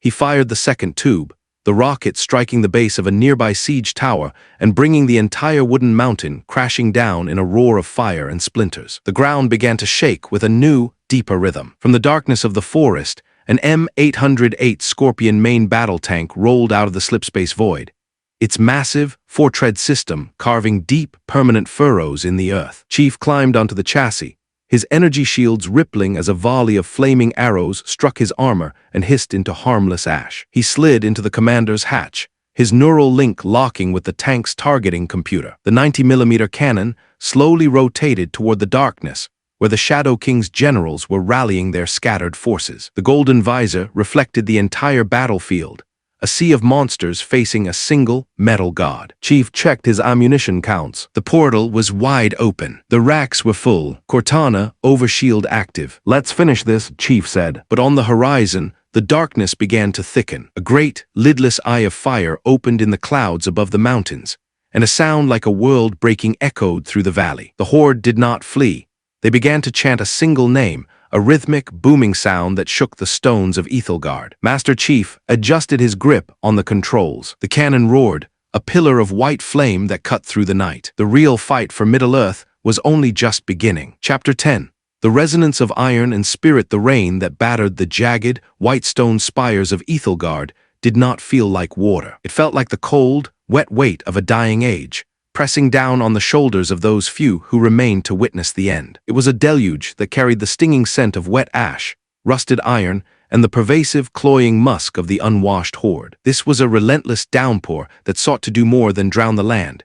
It sought to wash away the very memory of the light. High upon the crumbling battlements of the central tower, the pinnacle of kings, Lord Ilarion stood like a ghost of a world already passed into shadow. His robes, once the shimmering, ethereal blue of a summer sky in Valinor, were now tattered rags, stained with the dark, foul-smelling ichor of the creatures that had breached the lower tiers hours ago. His silver hair was plastered to his gaunt face, and his eyes, which had seen the rise and fall of kingdoms across 3 ages, were fixed on the undulating darkness below. The siege had reached its absolute zenith. Beyond the shattered ironwood gates, the Shadow King's host was a sea of moving malice. 10,000 orcs, their jagged blades scraping against the ancient stone, created a rhythmic, grinding noise that rose above the howl of the wind. Behind them, the massive Aloghai, trolls bred in the lightless, volcanic pits of the east, pounded their stone-weighted hammers against the foundations of the citadel. Every strike sent a shudder through the mountain, a deep, resonant groan that spoke of ancient stone finally giving up its structural integrity. The air was thick with the smell of ozone, burnt fat, and the suffocating pressure of a million hateful thoughts. War horns, carved from the horns of nameless beasts from the deep places, blared a discordant, terrifying note that vibrated in the very marrow of Ilarion's bones. Ilarion turned away from the precipice and moved toward the center of the courtyard. Here, inscribed into the cracked marble, were runes that had not been spoken aloud since the foundation of the world. They were not the graceful, flowing scripts of his elven kin, but the jagged, primordial glyphs of a power that predated the sun. He sank to his knees, his bloodied hands trembling as he touched the freezing stone. He began to chant. The words were heavy, archaic, falling from his lips like stones dropped into a bottomless well. With every syllable, the air grew colder, dropping far below the freezing point of the rain. The droplets around him slowed, then stopped, hanging in the air as if the earth itself had forgotten the laws of gravity. The ground groaned. A low-frequency vibration began to hum through the tower,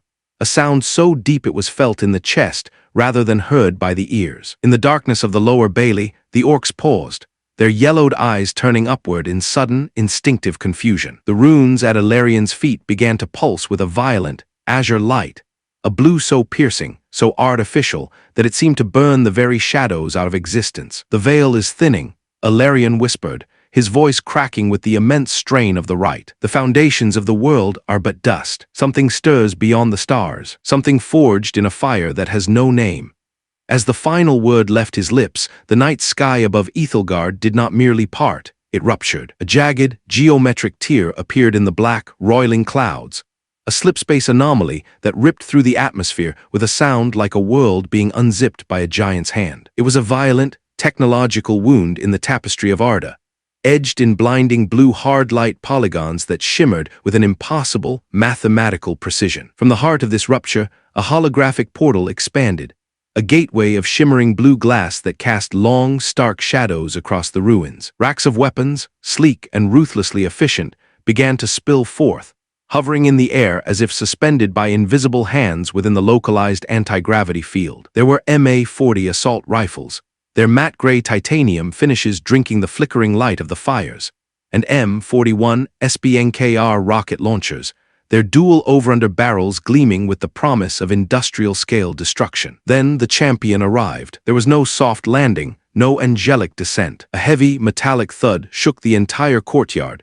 as a half-ton of augmented titanium and ceramic plating slammed into the marble. The impact sent a physical shockwave of dust and blue sparks radiating outward, clearing the stone of debris in a perfect 30-foot circle. Lord Ilarion shielded his eyes, peering through the rising steam to see a figure that defied every legend of the West. It was a giant of a warrior, encased in Mjolnir Mark VI armor that looked like a sculpted mountain of olive-drab titanium. The armor was hyper-realistic, every scratch, carbon score and scorch mark from 1,000 previous wars rendered in exquisite detail upon its surface. Azure energy shields rippled and hummed across its frame, shedding the rain in tiny, sizzling bursts of static discharge. The golden visor, a blank, unblinking mirror of the apocalypse, reflected the fires of the dying citadel. Within the sealed, climate-controlled environment of the helmet, a soft, chime-like voice broke the silence. Slipspace anomaly confirmed, Chief, Cortana said. Her voice was sharp, clinical, and laced with a familiar tactical sass that cut through the ancient dread. Atmospheric pressure is a bit high, 78% nitrogen, 21% oxygen, breathable.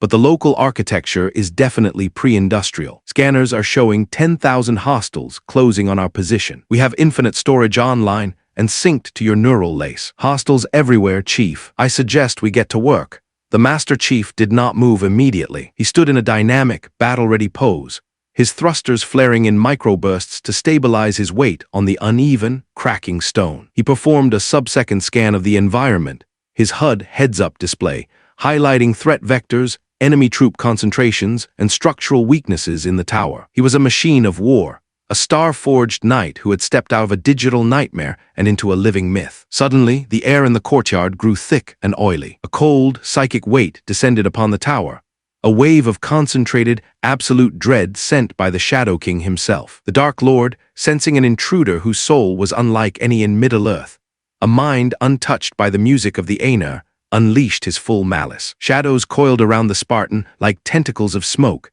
and the air echoed with the phantom screams of a billion lost souls. Chief saw visions of a burning reach, the faces of fallen Spartans, and the suffocating, infinite dark of the Gravemind. It was a mental assault, designed to turn a man's heart to ash and his mind to liquid madness. Master Chief stood perfectly still, behind the golden visor. His iron will remained an unbreakable diamond wall. This was a man who had been broken and remade since the age of 6.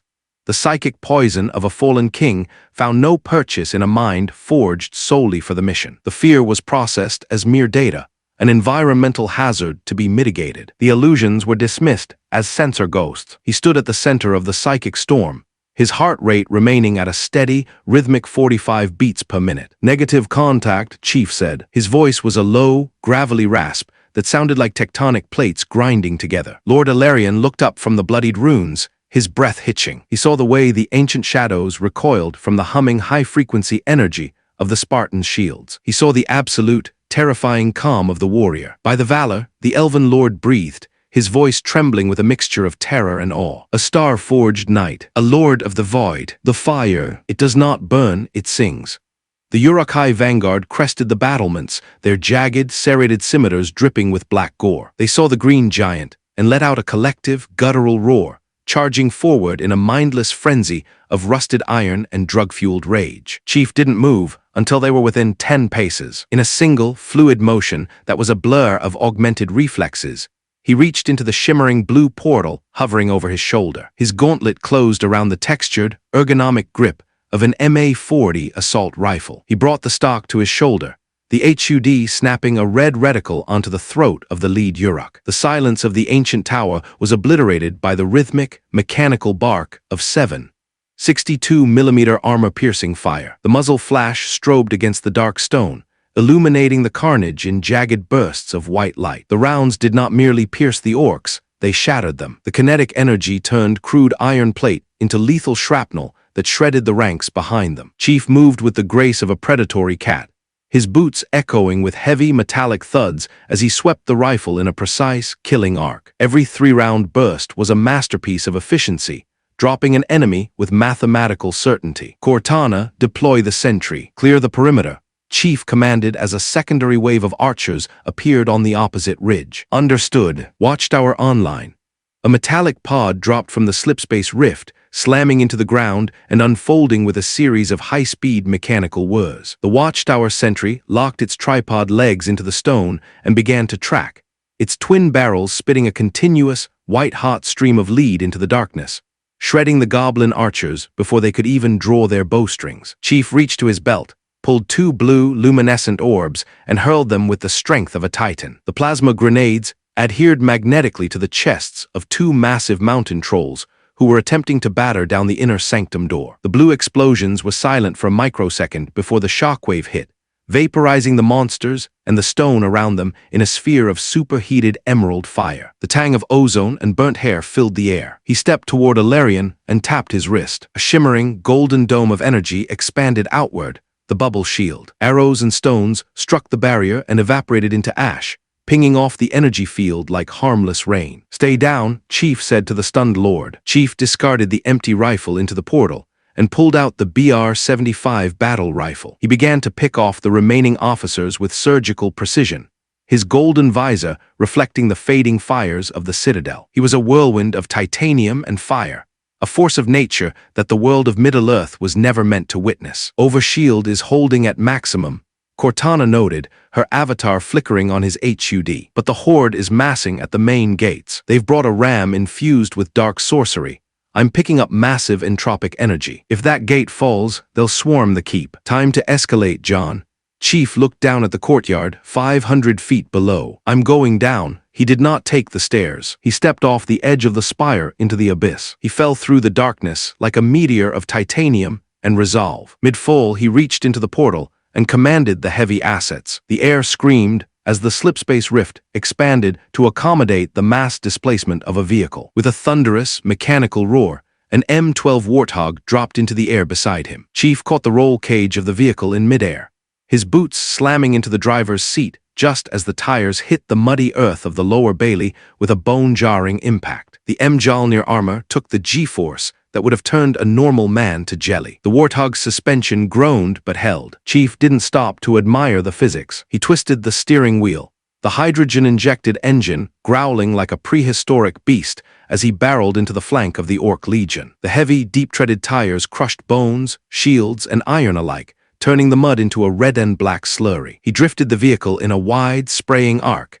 then vaulted into the rear gunner's seat while the Warthog was still in motion. He gripped the dual handles of the M41 Vulcan chain gun and squeezed the triggers. The sound was a continuous, vibrating drone that drowned out the screams of the dying. A stream of white-hot lead poured from the 3 rotating barrels, striking the armored trolls and the sorceress ram with the force of 1,000 hammers. The dark magic protecting the gates flickered and died as the 12 7mm rounds shredded the very atoms of the enchanted timber. Orcs were reduced to a fine mist. Shields were turned to splinters. The front line of the Shadow King's army simply evaporated under the industrial wrath of the 26th century. "Chief, I'm picking up a mass of heavy thermal signatures at the breach," Cortana warned. "They're sending in the Aloghai. Multiple targets. They're not stopping. They're being driven by the eye." Chief released the chain gun and reached into the storage portal. His gauntlets closed around the cold, heavy handle of the M41 SBNKR. He shouldered the dual-tube launcher and locked the smart link onto the lead troll. "I've got them," Chief said. The first rocket hissed from the tube, leaving a trail of thick white smoke. It struck the lead troll in the chest, the high-explosive detonation throwing the 10-ton beast backward into its own ranks. Chief didn't wait. He fired the second tube, the rocket striking the base of a massive siege tower and bringing the entire wooden structure crashing down in a mountain of splinters and fire. The ground began to shake with a new, deeper rhythm. From the darkness of the slipspace void, an M808 Scorpion main battle tank rolled out, its massive, 4-tread system carving deep furrows in the ancient earth. Chief climbed onto the chassis, his energy shields rippling as a volley of flaming arrows struck his armor and hissed into harmless ash. He slid into the commander's hatch, his neural link locking with the tank's targeting computer. The 90mm cannon slowly rotated toward the darkness, where the Shadow King's generals were rallying. The golden visor reflected the entire battlefield, a sea of monsters facing a single metal god. Chief checked his ammunition counts. The portal was wide open. The racks were full. Cortana, overshield active. "Let's finish this," Chief said. But on the horizon, the darkness began to thicken. A great, lidless eye of fire opened in the clouds above the mountains,